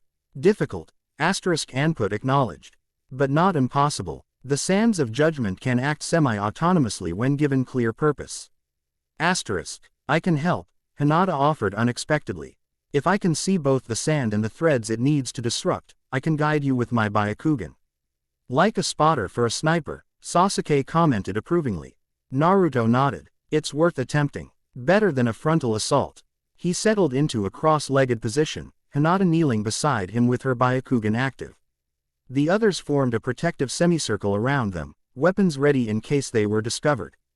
Closing his eyes, Naruto concentrated on summoning the black sand, drawing it forth from wherever it originated, that liminal space between mortal and divine realms that responded to his bloodline. It flowed from his hands, pooling on the stone floor before him, more substantial than he'd previously managed to produce.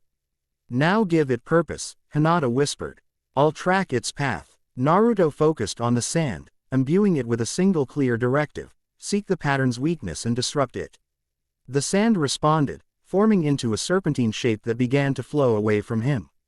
Moving with purpose toward the main chamber. It's working, Hinata confirmed, tracking the sand's progress with her Byakugan. 20 meters to the chamber entrance, 15, 10. The sand slithered along shadows, clinging to the edges of the passage where it would be less noticeable. Naruto felt the strain of maintaining control at increasing distance, sweat beading on his forehead with the effort. It's reached the chamber, Hinata reported, moving around the perimeter toward the eastern position. In his mind's eye, Naruto could vaguely sense what the sand encountered: the vibrations of movement, the distinct energy signatures of the scales as they maintained their ritual positions. He guided it carefully, responding to Hinata's whispered directions. Almost there, she breathed. The eastern anchor is just ahead. Wait. Naruto felt her tension through the hand she'd placed on his shoulder. What is it? Someone's noticed something, she whispered urgently. The lioness mask is looking toward where the sand is moving. Naruto redoubled his concentration, urging the sand to move faster while maintaining stealth. He could feel it, nearing its target, the weak point in the soul thread pattern that Hinata had identified. Now, Hinata hissed. Strike now before intruders. Came a shout from the chamber. Divine essence detected. Do it, Sasuke urged. With a surge of will, Naruto commanded the black sand to attack the vulnerable connection point. Through his tenuous link, he felt it lash out, slicing through the metaphysical threads that formed the eastern anchor of the scales pattern. The effect was immediate and dramatic. A psychic shockwave rippled through the underground complex, the disrupted pattern releasing its stored energy in a chaotic burst. Naruto was thrown backward by the feedback, his connection to the sand violently severed. It worked, Hinata exclaimed, maintaining her Byakugan despite the disruption. The pattern is destabilizing. Shouts of alarm and rage echoed from the main chamber. Heavy footsteps approached their hiding place as members of the scales mobilized to find the source of the interference. Time to move, Kakashi decided, helping Naruto to his feet. Back the way we came, quickly. They retreated down the maintenance tunnel, the sounds of pursuit growing behind them. Naruto stumbled, still disoriented from the backlash of his sand's attack, supported between Sasuke and Hinata. What exactly did we accomplish? Sakura asked as they ran. Did we stop their ritual completely? No, Hinata answered, glancing back with her Byakugan. Damaged it significantly, but they're already attempting repairs. Redirecting energy from the other anchor points to compensate for the broken connection. We bought time, Tamari said. Made their barrier weaker at a critical point. And revealed our presence, Sasuke added grimly. They'll be hunting us with everything they have now. They reached the junction where the three tunnels met, Tamari hesitating momentarily to determine their best escape route. This way, she decided, pointing to the left passage. It leads to the residential district. We can surface there and find somewhere to regroup before the moonrise. As they turned down the indicated passage, a wall of sand erupted from the floor ahead, blocking their path completely. But this wasn't Naruto's black sand, nor was it the ordinary desert sand of Gaara's techniques. This sand glowed with an inner golden light, swirling into a humanoid shape that gradually solidified into a woman's form. Isis, Naruto breathed, recognizing the figure from his vision. The sand construct wasn't fully corporeal, light shone through its semi-transparent form, but it was detailed enough to clearly convey the goddess's regal features and commanding presence. The veil thins too rapidly, her voice echoed strangely in the tunnel, as if coming from a great distance. The scales, actions have accelerated the weakening between realms. We disrupted their pattern, Naruto explained quickly. But they're repairing it, not merely repairing, adapting. Hey, now draw power directly from the approaching seventh moon. The sand figure gestured, creating a floating image in the air, a representation of the chamber where the severed thread was being reconnected using a new energy source. Your interference forced them to reveal secondary capabilities. What do we do now? Tamari asked, addressing the goddess directly with remarkable composure. The passage will open regardless when the seventh moon reaches its zenith, Isis explained. Their barrier, even weakened, may still filter who can cross over. My father, Naruto began. Anubis prepares to cross with his full divine authority, Isis confirmed. But if their barrier stands, they may be able to bind him using the harvested souls. Using my mother against him, Naruto said bitterly. The sand figure's expression softened with something like compassion. Yes, which is why you must enter the chamber when the passage begins to open, but before it fully manifests. In that moment of in-between, your dual nature, neither fully mortal nor fully divine, grants you unique advantage. To do what? Kakashi asked. To disrupt the barrier from within, creating a clear path for Anubis to cross unhindered. Isis turned to Hinata. The Hyuga's eyes will be essential. She must guide you to the true pattern beneath what appears visible. And my mother's soul? Naruto asked, unable to keep the desperate hope from his voice. Is there any way to restore it? The sand figure hesitated, an unusual uncertainty crossing its features. There is a possibility. But it would require divine intervention of the highest order. From my father. From you, Isis corrected. A convergence of your divine heritage and human compassion at the moment of maximum thinning between realms. Before Naruto could question this cryptic statement, another violent tremor shook the tunnel. The sand figure of Isis flickered, its cohesion disrupted by the seismic activity. My projection cannot maintain stability, she said, her voice growing fainter. The passage stirs, responding to the approaching moon. Wait, Naruto called. How do I access this convergence you mentioned? Trust he judgment of your heart as well as your divine blood, she answered, her form already dissolving.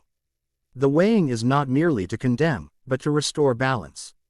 With those final words, the sand construct collapsed entirely, the golden particles dissipating into ordinary dust that settled on the tunnel floor. In the same moment, sounds of pursuit from behind grew louder. The scales had determined their escape route. We need to surface, Kakashi decided. Find a defensible position until moonrise. Tamari pointed to a ladder built into the wall 20 meters ahead. That access point leads to the outer residential district. From there we can reach the village wall. And then what? Sasuke asked. The moonrise is less than 2 hours away. We'll need to return to the central chamber by then. One problem at a time, Naruto said, his strength returning as he processed Isis's revelations. First we evade capture, then we plan our approach for when the passage begins to open. They hurried toward the ladder, the sounds of pursuit growing more distinct behind them. As they climbed toward the surface in the fading desert daylight, Naruto felt the warmth from the jackal pendant mark intensify further, his divine heritage responding to the imminent arrival of the seventh blood moon and all it would bring. The final confrontation approached. His father would attempt to cross over. The scales would try to bind him. And somewhere in between these colliding forces, Naruto would need to find a way to save not only his divine parent but perhaps, impossibly, his human mother as well. The task seemed overwhelming. Yet as they emerged into the warm evening air of the sand village, Naruto felt a strange certainty settling within him, a sense that all paths, mortal and divine, had been leading to this moment of convergence. With allies at his side and the blood of Anubis in his veins, he would face whatever the seventh blood moon revealed. Chapter 3 End. The End. I hope you enjoyed this episode. Remember to subscribe and like this video. See you in the next video.